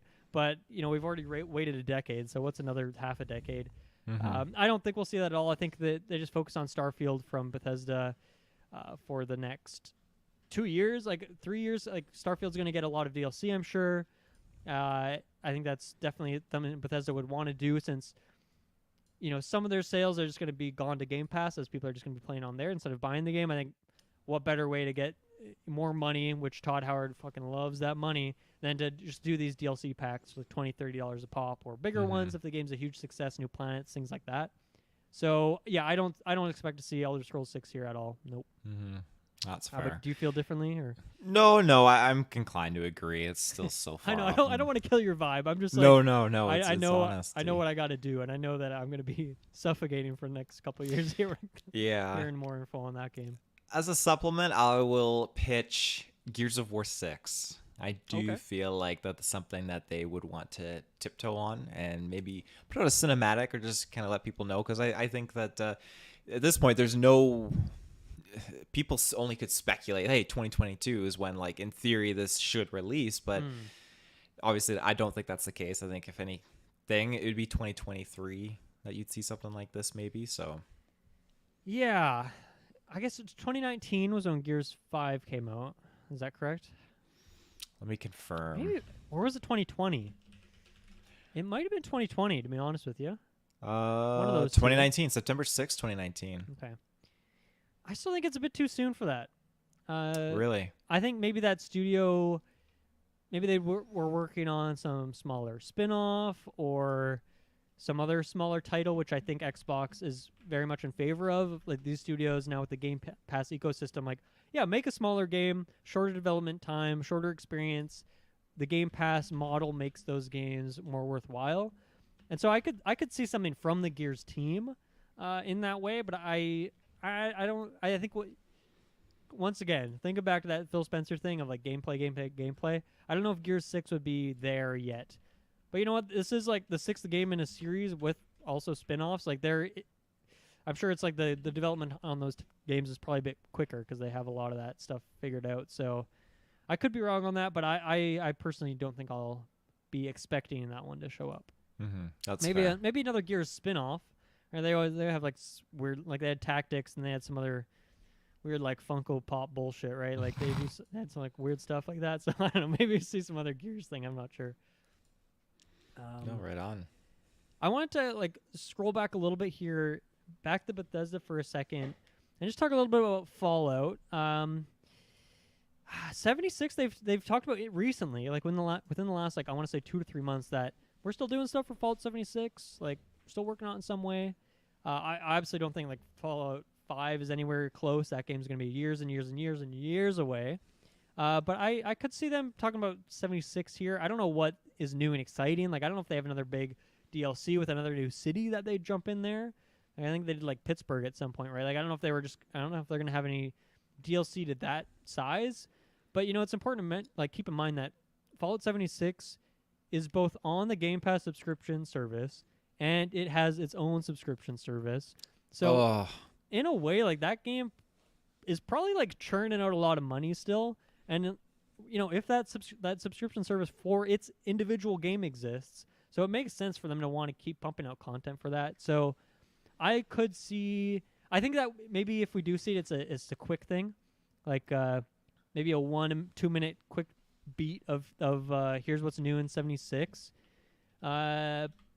So I do expect buckle in. I think we're gonna see that. If you see the Fallout logo or you see a Wasteland, don't have high expectations. It's probably DLC for 76, but I think we will probably see that one. I know there's also been rumors swirling of Fallout New Vegas, specifically a Fallout New Vegas sequel, which is weird to say, right? Because like, well, wouldn't that just be like Fallout 5? But I think it's more just like, okay, maybe Obsidian would be working on that like they did with New Vegas.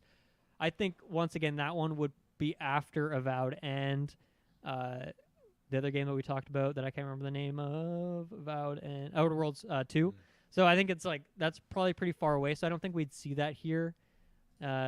But that could be a thing. But any thoughts on Fallout appearing at this conference in any way, at this showcase? I think there's a chance. I totally forgot about that subscription within the subscription service. Yeah. That's absolutely atrocious. And if you have a following that's still investing their hard-earned dollars into this ill-advised decision of a marketing scheme, pyramid scheme, then like, crikey, yeah, that's insane. You definitely are sitting on a good cash pile that you can pump out some more DLC for these poor suckers. Yeah. I'm gonna throw out this one, which is really just a hope for me. I don't necessarily expect this, but Hitman 3, I think in the last month or two, joined Game Pass, and they've also talked about they're doing some new maps. I don't think that originally was the plan. I think they were gonna just Hitman 3 was going to release, and that was going to be the end of it, but the game was so successful that I think this is my prediction. I think it was so successful that they decided they wanted to do more stuff, and that's why it's taken longer than I think the cycle for Hitman 2 is. Like, they release new maps like pretty quickly, whereas this has already been over a year of the game coming out and no new maps or anything like that. But they just delayed, I think, recently the map, or at least they gave a release date, something like that the new map is going to come out in, I think, July, or if not, just the summer in general. So I could see Xbox saying, like, remember, Hitman 3 is on Game Pass right now, and here's a quick trailer of the new map. Check it out. And, maybe they do even do some other, like, fun content in there, too. So I'm really hoping we see that, because I loved Hitman 3. I love that Hitman trilogy is just fucking amazing. I can't wait to see the new map in a full way, and I can't wait to play it. I'll be picking that one up day one when that drops. And so I really hope to see that one. That's kind of a personal hope for me. Taylor, what else do you expect to see at this showcase? That's all I really had on my list off the top of my head. I can't think of anything else. I'll bring up a couple more things then. I mean, one, we're going to get Flight Simulator. They're going to show, like, fucking Kelowna Airport or some like random they thing, just did Kelowna Airport. They just did I believe a Top Gun Maverick DLC for that as well. They'll reiterate that again. They'll show that in here, and they'll show like 3 random new cities that have an airport and this new area that isn't glitched out now. Like they'll have their quick 2-minute. I hope it's quick. That's what I hope for. I hope that it's not another 5-10 minute thing like they've done in the past. But they'll show that one there. Minecraft stuff. What do you expect? I think, once again, I feel like this is one where they have to show Minecraft in some way. It's such a big name that they have to put it in their showcase in some way just so they can get those clicks. But I don't know like Minecraft Dungeons, I think, is still going strong, doing some DLC. They're always doing new content for Minecraft. I think it's on all the consoles now, but maybe there's like not a next-gen version of it. So I think we'll see Minecraft in some way. Although I don't know if I have a creative suggestion of like a new spin-off or anything like that. But any thoughts on Minecraft? I know you're a notorious Minecraft hater, so maybe I shouldn't. Hater? Oh, a new title bestowed upon me. Out of Mana, man. You dropped that game. Oh, yes, I did. That was gone. I got to revisit that list and see. Have you done a follow-up episode since then? I've wanted to, but I had a topic to do with Travis, and we couldn't line up a time to record. It's just been like 2 months of us trying to find a time.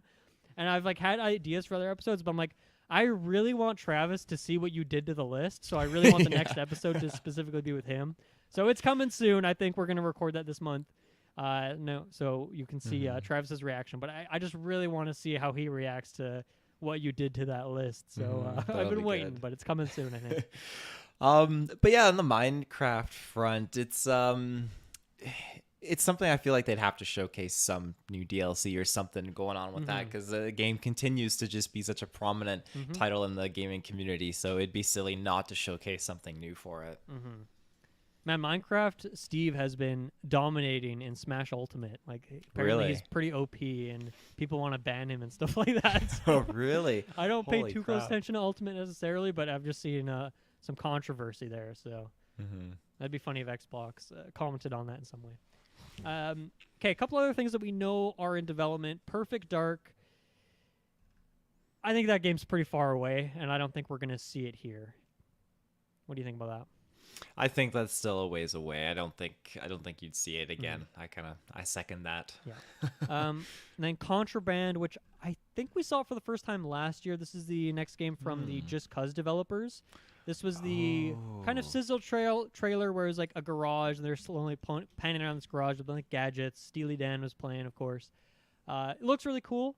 I don't know if it's obviously not a first party developer, but I think there's a partnership there. I don't know if it's a Game Pass day one, but I think it actually might be because of its placement in the showcase last year. So I could see that one popping up, and I feel like it's been a while since the last Just Cause game came out. So I'm guessing that game, that could even come out this year. That's one thing this showcase is going to lack from Xbox is a lot of games coming out this year. I think they'll have a lot of 2023s.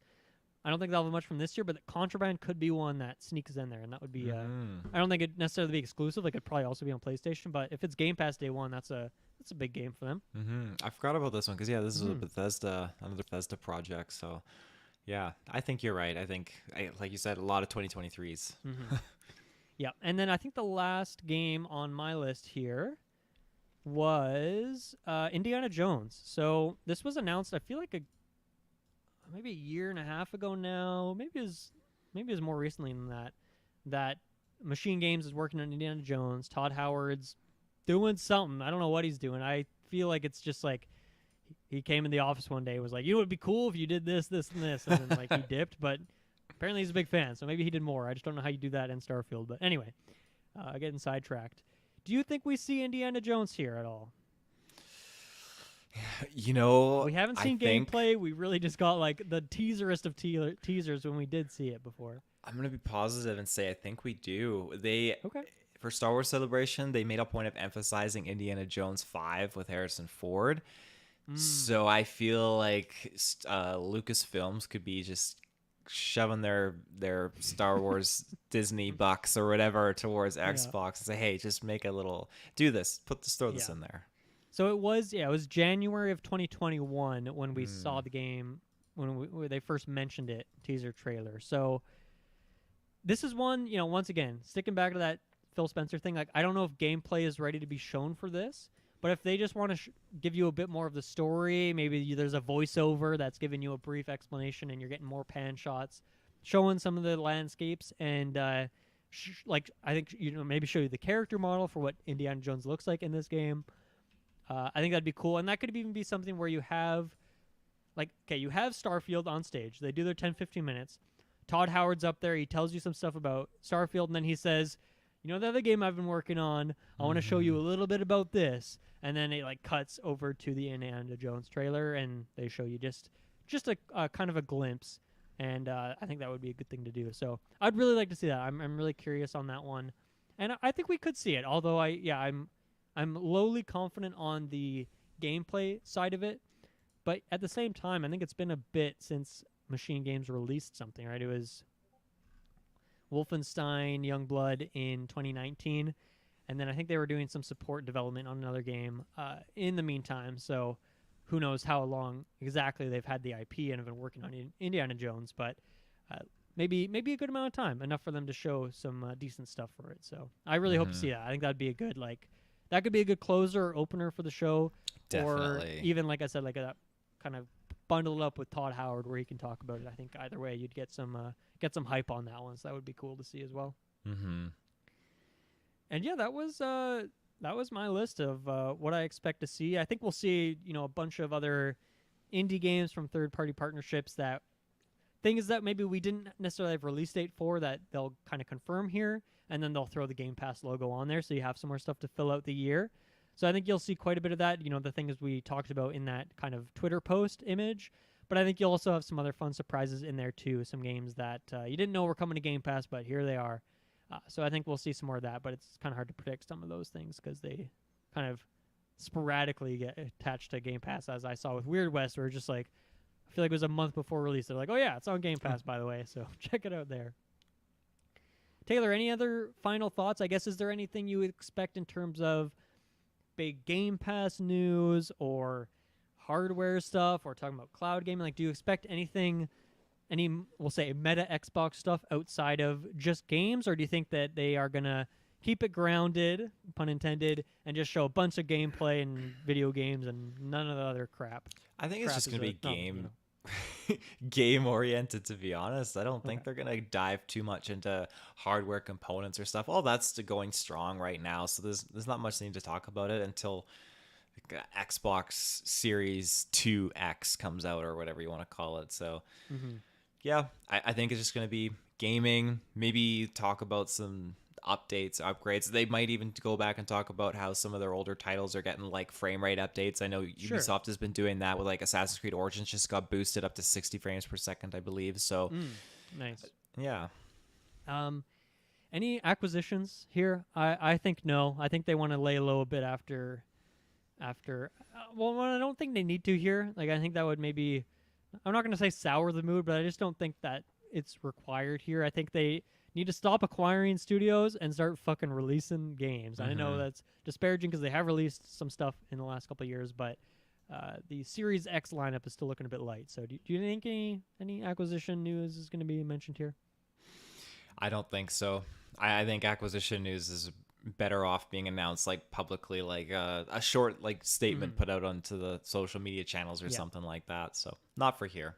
Yeah, and I don't think that's even necessarily a big part. Like, for a bit there, that was definitely a big thing of their marketing cycle, was like, check out all these studios we've gobbled up, and you can get all their stuff on Game Pass, where I don't think they need to do that anymore. Now it's time to buckle down and release some badass games. So yeah, I don't think that really fits in with their current strategy, even though obviously they just spent $70 billion on some acquisitions. So they're not done by any means, but you know what I'm getting at.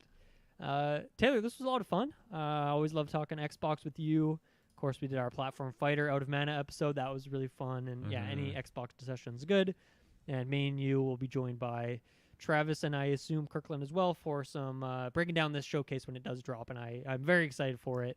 I think there'll be a couple things in here that will just really get me riled up. And I can't wait to see Starfield and Redfall, Avowed, those games. I'm hoping for those three. I think I'm really set on, like, I really expect to see those three. And if that is the case, boom, three of my favorite developers, some gameplay. Oh, can't wait. It's gonna be I hope you get them. I hope you do.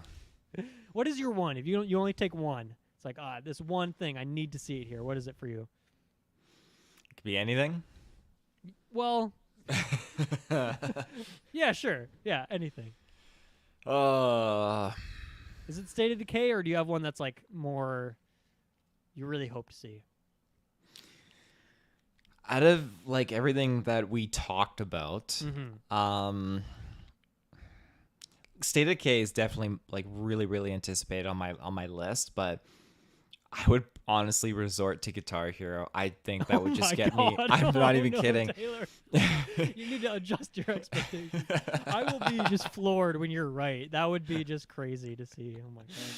Oh, if by some sheer like 0.00% chance that they announce it, and it's just the guitar. I've been itching to get into that, like just get Madison hooked up on the guitar and just jam out. So yeah, that's fair. Okay. Yes, Taylor, this is a lot of fun. Next, once again, time travel is weird. A few days, Summer Game Fest. A few days after that, Xbox Showcase. Strikers, oh my god, very exciting time for video games. Thank you everyone for listening. We will be back in just a few short days to talk about more video games and Xbox, and have a good one, everyone. Bye bye. Bye bye.